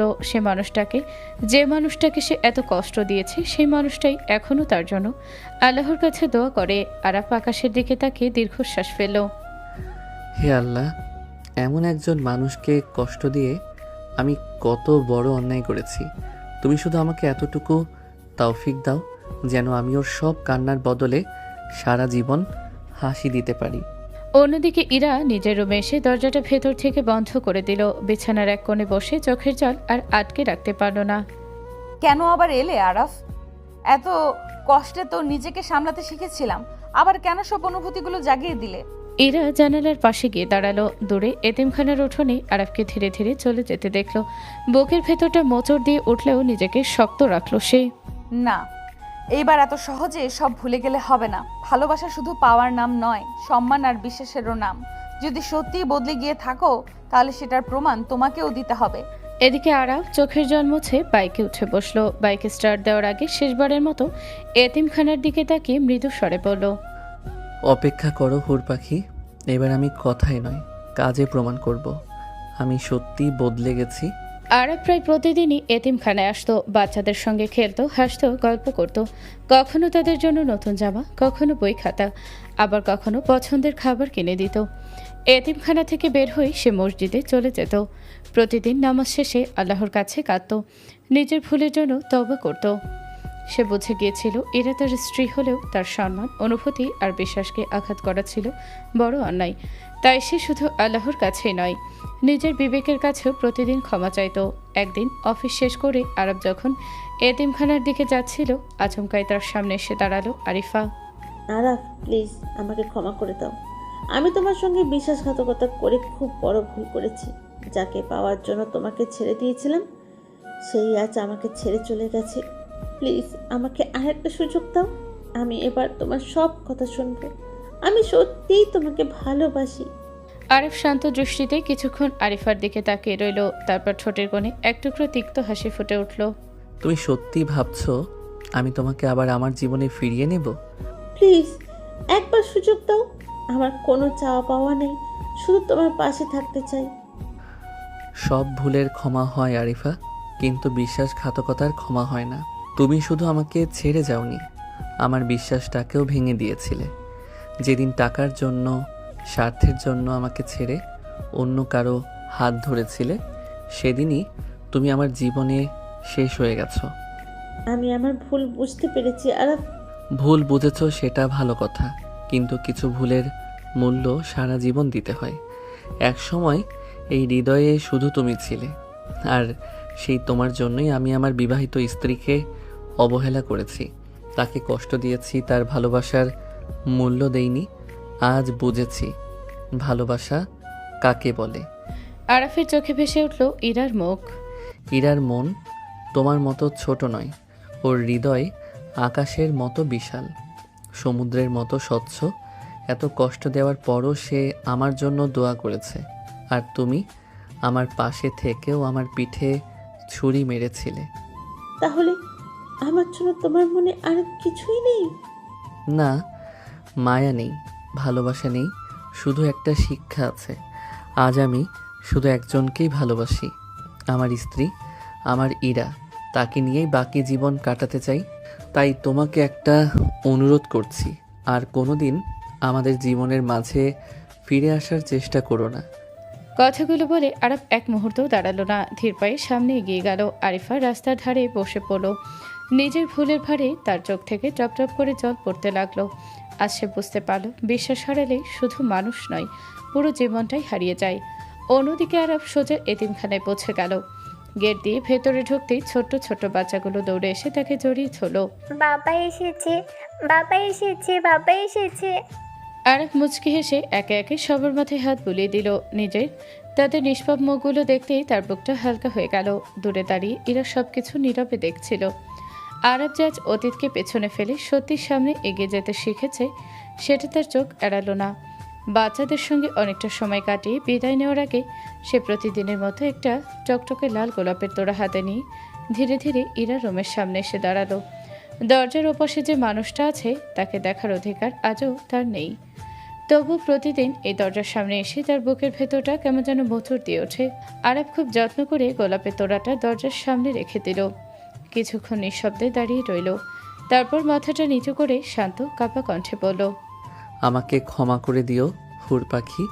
আমি জানি শুধু একটা সরি দিয়ে আমার অপরাধের প্রায়শ্চিত্ত হবে না, তবুও প্রতিদিন এই আশাতেই বেঁচে থাকি, হয়তো একদিন তুমি আমাকে ক্ষমা করবে। আমি তোমাকে অনেক অনেক বেশি ভালোবাসি, এতটাই ভালোবাসি যে এখন আমার প্রতিটি দোয়া, প্রতিটা নিঃশ্বাস, প্রতিটা স্বপ্নে শুধু তুমি আছো। ভালো থেকো হুর পাখি। কথাগুলো বলে আরাফ আর এক মুহূর্ত দাঁড়াতো না। ধীরে ধীরে ঘুরে এতিমখানার গেটের দিকে হাঁটতে শুরু করলো। এটাই ছিল তার প্রতিদিনের অভ্যাস। প্রতিদিন একটা লাল গোলাপ, প্রতিদিনই একই কথা, আর প্রতিদিনই একই অপেক্ষা। অন্যদিকে দরজার ওপাশে দাঁড়িয়ে থাকা ইরানির শব্দে আরাফের প্রতিটি কথা শুনত। শব্দ করে কোনো উত্তর দিত না, কিন্তু প্রতিটা শব্দ যেন তার বুকের ভেতর গভীরভাবে গিয়ে আঘাত করত। আরাফের কণ্ঠস্বর কানে আসা মাত্রই ইরার বুকের ভেতরটা অদ্ভুতভাবে কেঁপে উঠত। মনে হতো হৃদস্পন্দনগুলো যেন হঠাৎ করে দ্রুত হয়ে গেছে। সে আলতো করে দরজার গায়ে হাত রাখত। চোখ দুটো কখন যে অশ্রুতে ভরে উঠত সে নিজেও বুঝতে পারত না। সারাদিনের ব্যস্ততার মাঝেও এই কয়েকটা মুহূর্তের জন্যই অপেক্ষা করে থাকতো ইরা। নিজেকে হাজারবার বোঝাতো, আজ আর অপেক্ষা করব না। কিন্তু বিকেল নামলেই অজান্তেই তার চোখ চলে যেত দরজার দিকে। কখন আসবে আরাফ? কখন বাচ্চাদের সঙ্গে হাসবে? কখন সেই লাল গোলাপটা দরজার সামনে রেখে যাবে? কখন কাপা কণ্ঠে বলবে, আমাকে ক্ষমা করে দিও হুর পাখি? আরাফ চলে যাওয়ার কিছুক্ষণ পর ইরা ধীরে ধীরে দরজাটা খুলত। নিচে রাখা লাল গোলাপের তোড়াটা দুই হাতে তুলে নিত, ফুলগুলোর ওপর আলতো করে হাত বুলিয়ে দিত, যেন ওগুলোতে এখনো আরাফের স্পর্শ লেগে আছে। তারপর জানালার পাশে গিয়ে দাঁড়াতো। দূরে দেখা যেত আরাফ ধীরে ধীরে এতিমখানার গেট পেরিয়ে চলে যাচ্ছে। একবারের জন্য সে পেছনে ফিরে তাকাতো না, হয়তো ভয় পেত যদি তাকিয়েও দেখে ইরা নেই। ইরা কাছের জানালায় হাত রেখে অপলক দৃষ্টিতে আরাফের চলে যাওয়া দেখত। যতক্ষণ না সে চোখের আড়াল হয়ে যেত ততক্ষণ তার দৃষ্টি সে দিক থেকেই সরত না। আরাফ পুরোপুরি অদৃশ্য হয়ে গেলে ইরা গোলাপের তোড়াটা নিজের বুকের সঙ্গে শক্ত করে জড়িয়ে ধরে খুব আস্তে নিঃশব্দে ফিসফিস করে বলতো, আমিও তোমাকে অনেক ভালোবাসি আরাফ, খুব ভালোবাসি।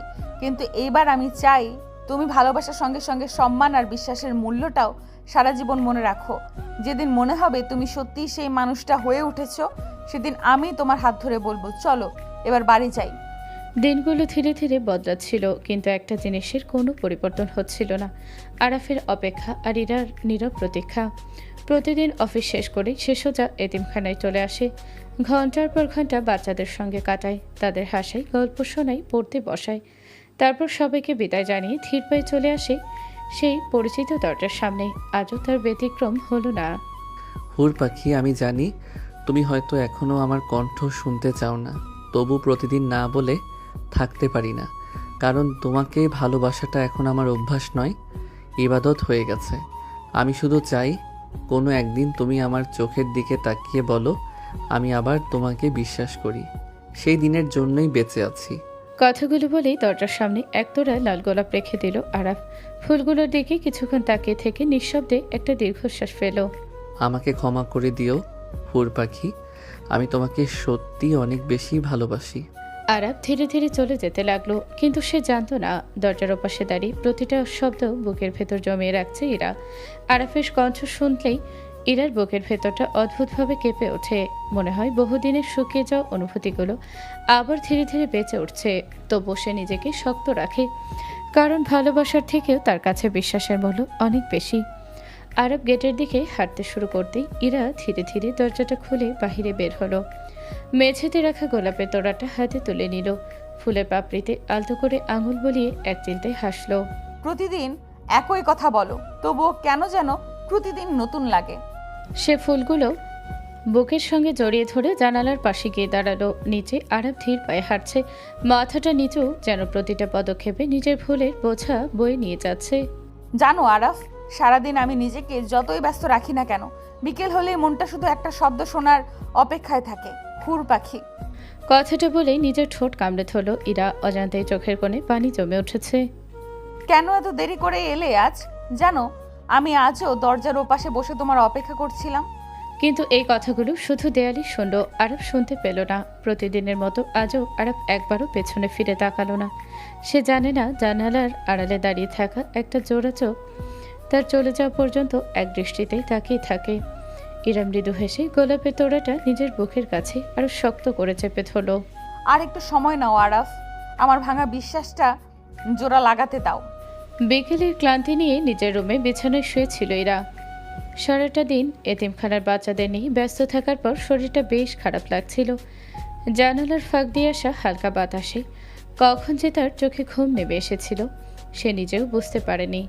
হঠাৎ করেই টানা কয়েকবার ফোনের রিংটোন বেজে উঠল। প্রথমবার রিং বাজলেও ইরা ঘুমের ঘরে ফোনটা ধরল না। দ্বিতীয়বারও একই অবস্থা, কিন্তু একের পর এক কল আসতেই বিরক্ত হয়ে কপাল কুঁচকে পাশ ফিরে শুয়ে হাত বাড়িয়ে ফোনটা তুলে নিল। আধখোলা চোখে স্ক্রিনের দিকে তাকিয়ে দেখল আম্মু কলিং। হ্যালো আম্মু। মা, তুই এখনই বাসায় আয়, তোর আব্বুর অবস্থা খুব খারাপ, আমরা কিছুই বুঝতে পারছি না, প্লিজ মা তাড়াতাড়ি আয়। কি বলছো আম্মু? আব্বুর কি হয়েছে? হাসপাতালে নিয়েছো? তুই আগে আয় মা, প্লিজ, আর দেরি করিস না। কথাগুলো বলে ফোনটা কেটে গেল। ওপাশে আর কোনো শব্দ শোনা গেল না। ফোনের স্ক্রিনের দিকে কয়েক সেকেন্ড স্থির হয়ে তাকিয়ে রইল ইরা। মুহূর্তের মধ্যেই তার মুখের রং ফ্যাকাশে হয়ে গেল। বুকের ভেতরটা অজানা আশঙ্কায় ধরফর করতে লাগলো। বিছানা থেকে প্রায় পা লাফিয়ে উঠে পুরো এতিমখানায় ছুটে বেড়াতে লাগলো সে। রাফি, তুলি, সাইমা, কেউ আছো? সবাই কোথায়? আশ্চর্যের বিষয়, এতিমখানার ভেতরটা আজ একেবারেই ফাঁকা।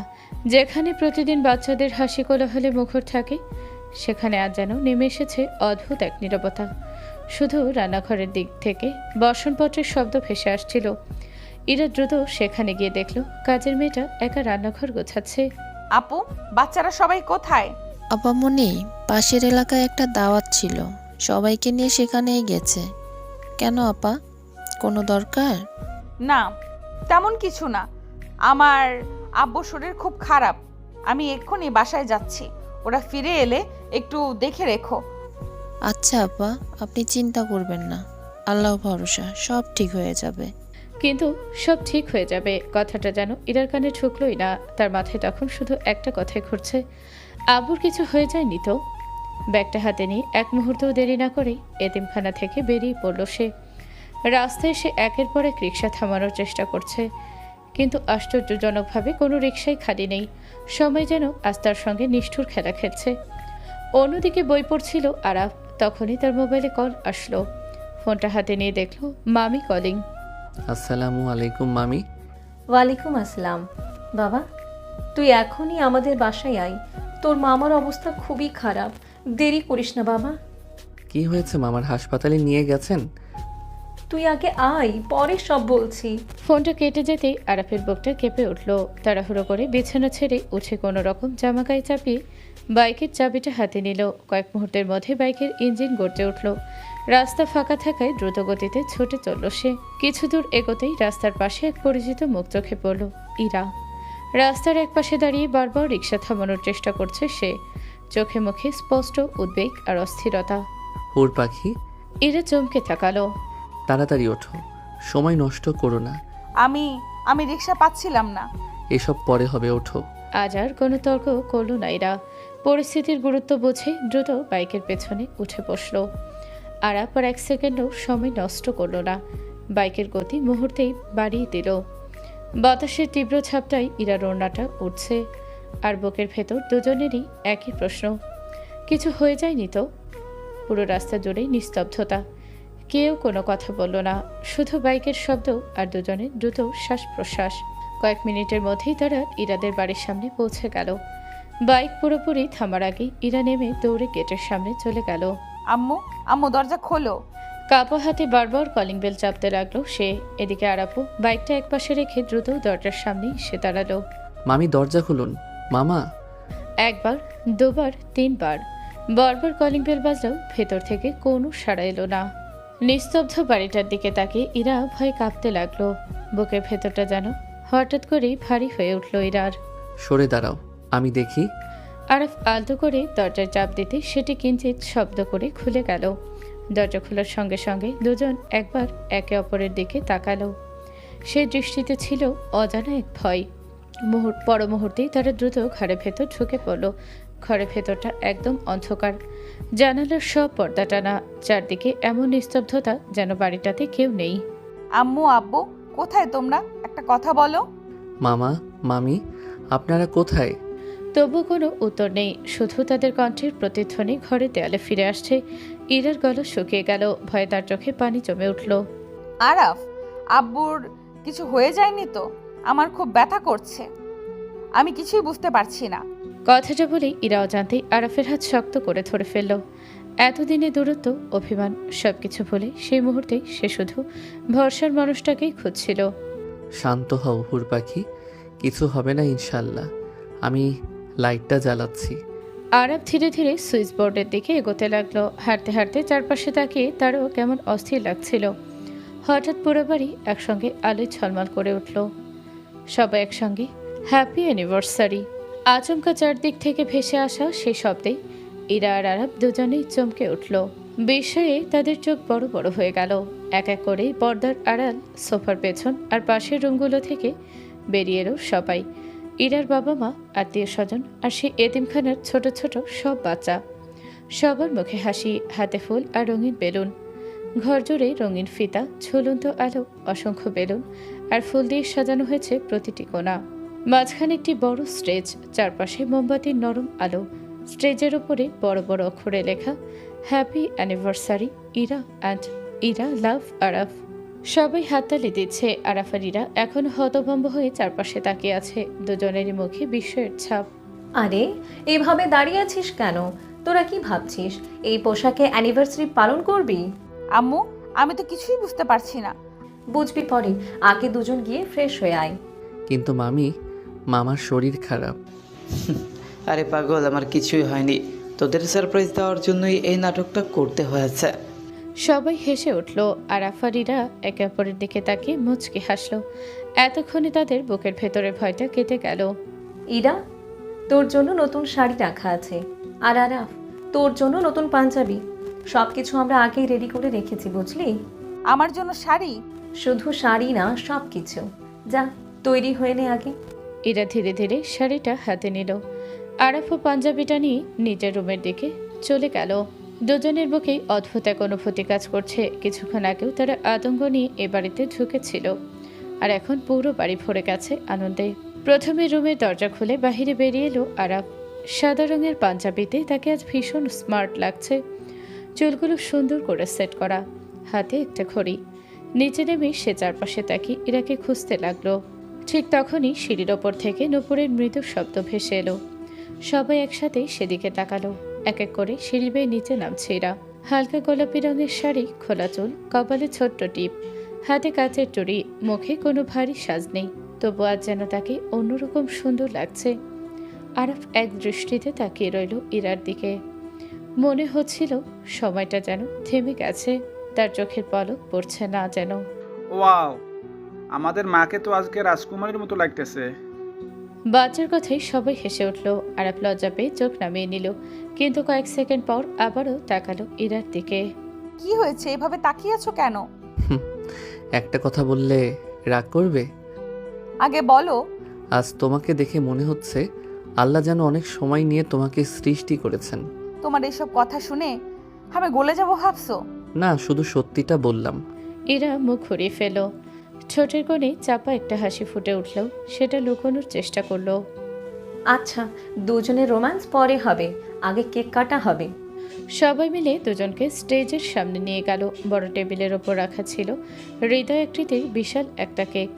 তার উপর সুন্দর করে লেখা happy anniversary Ira and Araf.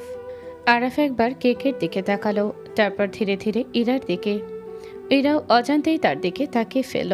চার চোখ এক হতেই দুজনের ঠোঁটেই অজান্তে একটুখানি হাসি ফুটে উঠল। সব অনুষ্ঠান শেষ হতে হতে রাত অনেকটা নেমে এসেছে। সবাই একে একে বিদায় নিতে শুরু করেছে। ইরার বাবা মা, এতিমখানার বাচ্চারা, আত্মীয় স্বজন সবাই আজকের দিনটা নিয়ে ভীষণ খুশি। চারপাশে এখন শুধু উৎসবের শেষ মুহূর্তের আমেজ। উড় পাখি, এবার যাবে আমার সাথে? ইরা কয়েক সেকেন্ড চুপ করে রইল, তারপর শান্ত চোখে আরাফের দিকে তাকিয়ে মৃদু হাসল। চলো, তবে আজ তোমার বাড়ি না, তাহলে? আজ তোমাকে আমার সবচেয়ে পছন্দের একটা জায়গা দেখাবো। আরাফ আর কোনো প্রশ্ন করল না, নিঃশব্দে গাড়ির দরজা খুলে দিল। ইরা গিয়ে বসতেই সেও ড্রাইভিং সিটে উঠে স্টার্ট দিল। পুরো রাস্তা জুড়ে দুজনের মাঝে অদ্ভুত এক নীরবতা। গাড়ির জানালা দিয়ে রাতের ঠান্ডা বাতাস ভেতরে ঢুকছে। দূরে দূরে রাস্তার লাইটগুলো একটার পর একটা পিছিয়ে যাচ্ছে। মাঝে মাঝে আরাফ আর চোখে ইরার দিকে তাকাচ্ছে, আর ইরা চুপচাপ জানালার বাহিরে তাকিয়ে আছে। প্রায় 40 মিনিট পর ইরা হঠাৎ বলল, এখানেই থামাও।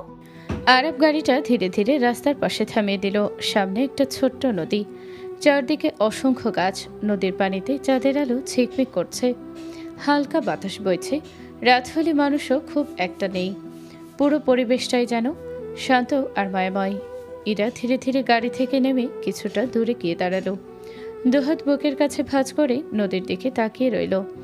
আর আপু গাড়ির দরজা বন্ধ করে ধীর পায়ে ইরার পাশে এসে দাঁড়ালো। কয়েক মুহূর্ত শুধু বাতাসের শব্দ ছাড়া আর কিছুই শোনা গেল না। তারপর খুব শান্ত গলায় বলল, আমাকে এখনো মাফ করনি হুর পাখি? প্রশ্নটা শুনে ইরার চোখ দুটো একবার বন্ধ হয়ে গেল। সে গভীর একটা নিঃশ্বাস নিল, তারপর অনেকক্ষণ নীরব থেকে ধীরে ধীরে বলল, আমি তোমাকে অনেক আগেই মাফ করে দিয়েছি। কথাটা শুনি আরাফ যেন নিজের কানকে বিশ্বাস করতে পারল না। সে বিস্মিত চোখে ইরার দিকে তাকিয়ে রইল। তাহলে আমাকে এতদিন কষ্ট দেওয়ার কারণ কি ছিল? ইরা মৃদু হেসে নদীর দিকে তাকিয়ে উত্তর দিল, কারণ আমি চাইনি তুমি শুধু সরি বলে নিজের দায়িত্ব শেষ করে দাও। আমি চেয়েছিলাম তুমি যেন আমার কষ্টটা অনুভব করো, বুঝতে পারো? আমি বুঝেছি হুর পাখি, সত্যিই বুঝেছি। প্রতিটা দিন, প্রতিটা রাত আমি নিজের করা ভুলের শাস্তি নিজেই পেয়েছি। তোমার নীরবতা আমাকে যতটা কষ্ট দিয়েছে, তার একটু যদি তোমার কষ্টের সমান হয়, তাহলে আমি জানি আমি সেই কষ্ট পাওয়ারই যোগ্য ছিলাম। ইরা ধীরে ধীরে আরাফের দিকে ফিরল। চাঁদের আলোয় আরাফের চোখ দুটো ভিজে উঠেছে। সেই চোখ আজ আর কোনো রাগ নেই, নেই কোনো অহংকার, আছে শুধু অনুশোচনা আর ভালোবাসা। জানো তোমাকে আমি কেন এখানে নিয়ে এসেছি?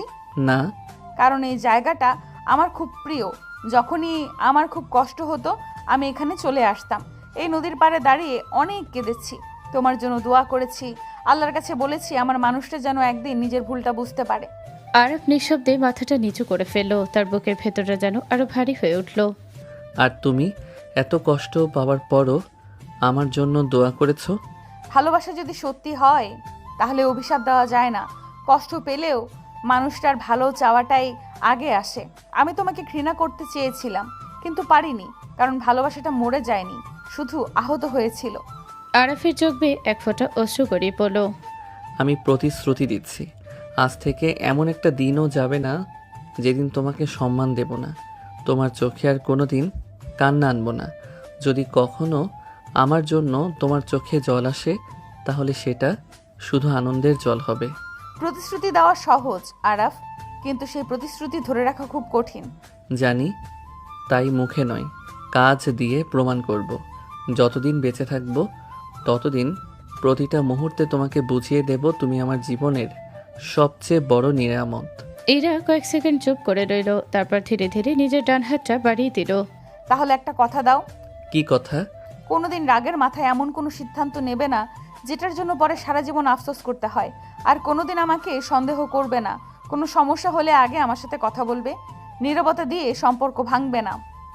কথা দিলাম, আল্লাহকে সাক্ষী রেখে কথা দিলাম। জানো, তুমি যেদিন আরিফার সামনে দাঁড়িয়ে বলেছিলে আমি এখন শুধু আমার স্ত্রীকে ভালোবাসি, আমার জীবনে ইরা ছাড়া আর কোনো জায়গা নেই, বিশ্বাস করো ঠিক সেদিনই আমি তোমাকে মনে মনে ক্ষমা করে দিয়েছিলাম। আরাফ বিস্মিত চোখে ইরার দিকে তাকিয়ে রইল। সে যেন বিশ্বাসই করতে পারছে না। ইরা মৃদু হেসে এক পায়ে গিয়ে এলো, তার চোখে চিকচিক করছে আনন্দের অশ্রু। আর একটা কথা, কি? আমি তোমাকে ভীষণ ভালোবাসি আরাফ, এতটাই ভালোবাসি যে তোমার উপর রাগ করে থাকতেও আমার ভীষণ কষ্ট হতো।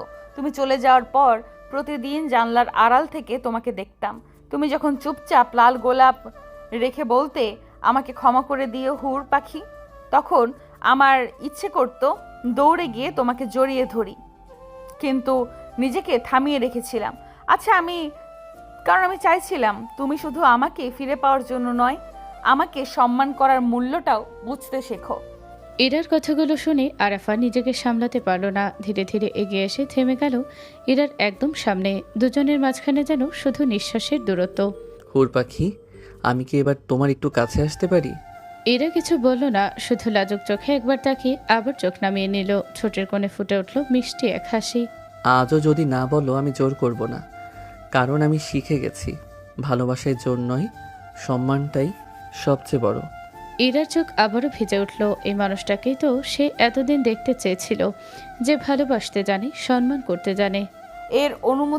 এত অনুমতি নিয়ে কাছে আসতে হবে নাকি? আরাফ অবাক হয়ে তাকাতেই ইরা ধীরে ধীরে নিজেই এগিয়ে এলো। এক মুহূর্ত পর আলতো করে নিজের মাথাটা আরাফের বুকে রেখে চোখটা বন্ধ করে ফেল। জানো, এই জায়গাটার জন্যই আমি এতদিন অপেক্ষা করেছি। আরাফ কাপা হাতে খুব যত্ন করে ইরাকে নিজের কাছে আগলে নিল, যেন পৃথিবীর সবচেয়ে মূল্যবান জিনিসটা ফিরে পেয়েছে। আলহামদুলিল্লাহ, আজ মনে হচ্ছে আল্লাহ আমার দোয়া কবুল করেছেন। একটা কথা বলবো? আজ থেকে আমি তোমার সেই হুর পাখি হয়ে থাকবো যতদিন বেঁচে থাকি। আর আমি প্রতিদিন নতুন করে তোমার প্রেমে পড়ব। এরা মুচকে হেসে আরাফের হাতটা শক্ত করে ধরল। দুজন পাশাপাশি দাঁড়িয়ে রাতের আকাশের দিকে তাকিয়ে রইল। চারদিকে হালকা বাতাস বইছে, দূরে নদীর ঢেউয়ের শব্দ। মনে হচ্ছিল তাদের জীবনে সমস্ত ঝড় পেরিয়ে অবশেষে শান্তির এক নতুন ভোরের শুরু হয়েছে। চলো হুর পাখি, এবার বাড়ি যাই। মাথা নাড়ালো। হাতের মুঠোয় হাত রেখে তারা ধীরে ধীরে হাঁটতে লাগলো। আরাফ ধীরে ধীরে গাড়ি চালাচ্ছে, মাঝে মধ্যে আর চোখে ইরার দিকে তাকাচ্ছে। আর ইরা জানালার বাহিরে তাকিয়ে থাকলেও বুঝতে পারছিল আরাফের সেই চোরা গোপ্তা দৃষ্টি। কি দেখছো? তোমাকেই। এতক্ষণ দেখেও মন ভরেনি? না, মনে হচ্ছে এতদিন ঠিক মতো দেখাই হয়নি। ইরা হালকা লজ্জা পেয়ে মুখটা ঘুরিয়ে ফেল। রাস্তার দিকে তাকাও, আমাকে পরে দেখবে। আচ্ছা, তবে একটা কথা বলি। বলো। আজকে মনে হচ্ছে আমি পৃথিবীর সবচেয়ে ভাগ্যবান মানুষ। কেন? কারণ আল্লাহ আমাকে শুধু একজন স্ত্রী দেননি, আমার ঘরে একটা রহমত দিয়েছেন। ইরা ধীরে ধীরে নিজের হাতটা এগিয়ে দিল, গিয়ার ধারে থাকা আরাফের হাতের উপর আলতো করে রাখলো। আর আমি পেয়েছি এমন একজন মানুষকে যে নিজের ভুল স্বীকার করতে জানে। সবাই সেটা পারে না। আরাফ কয়েক সেকেন্ডের জন্য ইরার হাতের দিকে তাকিয়ে রইল, তারপর মৃদু হেসে হাতটা আলতো করে চেপে ধরল। কিছুক্ষণ পর গাড়ি তাদের ফ্ল্যাটের সামনে এসে থামলো। আরাফ গাড়ি থেকে নেমে ইরার জন্য দরজা খুলে দিল। আজ এত ভদ্রতা? আজ না, আজ থেকে প্রতিদিন। দেখা যাবে। বাসার দরজা খুলে ভেতরে ঢুকতেই সে পরিচিত ঘরটা যেন আজ নতুন লাগছে। এতদিনের দূরত্ব, অভিমান আর ভুল বোঝাবুঝির পর আজ এই ঘরেই তারা নতুন করে জীবন শুরু করবে। হুর পাখি, আজ থেকে এই বাসাটা শুধু একটা ফ্ল্যাট না, এটা হবে তোমার আমার ছোট্ট সংসার। আর ঘর সুন্দর হয় ইট সিমেন্টে না, সেখানে থাকা মানুষ দুজনের ভালোবাসায়। আরব মুগ্ধ হয়ে তাকিয়ে রইল, মনে মনে শুধু একটাই কথা বলল, হে আল্লাহ, এই মানুষটাকে আমার জন্য নিয়ামত হিসেবে রেখো। আমি যেন জীবনের শেষ নিঃশ্বাস পর্যন্ত ওর সম্মান, বিশ্বাস আর হাসিটা আগলে রাখতে পারি। রাত তখন অনেকটা গভীর, শহরের ব্যস্ততা অনেক আগেই থেমে গেছে, চারদিকে নীরবতা। অথচ সেই নীরবতার মাঝেও দুজন মানুষের হৃদস্পন্দন যেন একে অপরের সাথে কথা বলছে। আজ আর কোনো অভিমান নেই, নেই কোনো দূরত্ব, আছে শুধু নতুন করে শুরু করার অদ্ভুত এক অনুভূতি। কি দেখছো? আমার পুরো পৃথিবীটাকে। পৃথিবী আবার আমি হলাম কবে? যেদিন বুঝলাম তোমাকে ছাড়া আমি অসম্পূর্ণ, যেদিন বুঝলাম আমার সুখ, আমার শান্তি, আমার জান্নাত সব কিছু শুরু আর শেষ তুমি। কথাগুলো শুনে ইরার গাল লাল হয়ে উঠল। আগে তো এসব বলতে না। আগে ভালোবাসতাম কিন্তু বুঝতাম না, আজ বুঝি ভালোবাসি। জানো হুর পাখি, আমি প্রতিদিন আল্লাহর কাছে একটা দোয়াই করি। কি দোয়া? আল্লাহ যেন আমার জীবনের সব সুখ তোমাকে দিয়ে দেন, আর যদি কোনো কষ্ট লিখেও থাকেন তাহলে সেটা যেন শুধু আমার ভাগ্যেই আসে। ইরা আর নিজেকে সামলাতে পারল না, তার চোখ ভিজে উঠল। এত ভালোবাসো আমাকে? নিজের থেকেও বেশি। যদি কোনোদিন আবার আমার উপর রাগ হয়? তাহলে তোমার হাতটা আরও শক্ত করে ধরবো, কারণ আমি শিখেছি রাগের সময় দূরে নয়, আরও কাছে আসতে হয়। চারিদিকে নীরবতা, জানালার বাহিরে পূর্ণিমার চাঁদের আলো পুরো ঘরটাকে স্বপ্নের মতো করে তুলেছে। জানো হুর পাখি, আজ আমার জীবনের সবচেয়ে সুন্দর রাত। কথাটা বলেই আরব ধীরে ধীরে ইরার দিকে গেল। ইরা লজ্জায় মাথাটা নিচু করে ফেলল, বুকের ভেতরটা কাঁপছে, ঘন ঘন নিঃশ্বাস নিচ্ছে সে। এতদিনের অপেক্ষা, অভিমান আর ভালোবাসা সব কিছু যেন আজ এক মুহূর্ত এসে মিলেছে। আরব খুব যত্ন করে ইরার মুখের ওপর পড়ে থাকা এলোমেলো চুলগুলো কানের পাশে সরিয়ে দিল। তারপর গভীর ভালোবাসা আর শ্রদ্ধা নিয়ে আলতো করে ইরার কপালে একটি চুমু এঁকে দিল। আলহামদুলিল্লাহ, তোমাকে আবার নতুন করে পেয়েছি। ইরার গালগুলো তখন লজ্জায় রাঙা হয়ে উঠল। সে ধীরে ধীরে চোখ তুলে আরাফের দিকে তাকালো। সে চোখে ছিল অগাধ বিশ্বাস আর নিঃস্বার্থ ভালোবাসা। আরাফ আলতো করে ইরাকে নিজের বুকে টেনে নিল। অনেক ভালোবাসি তোমাকে হুর পাখি, এই জীবনের শেষ নিঃশ্বাস পর্যন্ত। আমি অনেক ভালোবাসি জুনিয়র। জুনিয়র ডাক্তার শুনি আরাফ হেসে ফেলল। তার হাসি দেখে ইরাও হেসে উঠল। সেই হাসির শব্দে যেন পুরো ঘরের নীরবতাকে মুহূর্তেই আনন্দে ভরিয়ে দিল। হঠাৎই আরাব দুষ্টু হেসে ইরাকে কোলে তুলে নিল। এই কি করছো? নামাও আমাকে। না, আজ আমার হুর পাখিকে আমি এভাবেই নিয়ে যাব। ইরা লজ্জায় আরাফের কাঁধে মুখ লুকিয়ে ফেলল।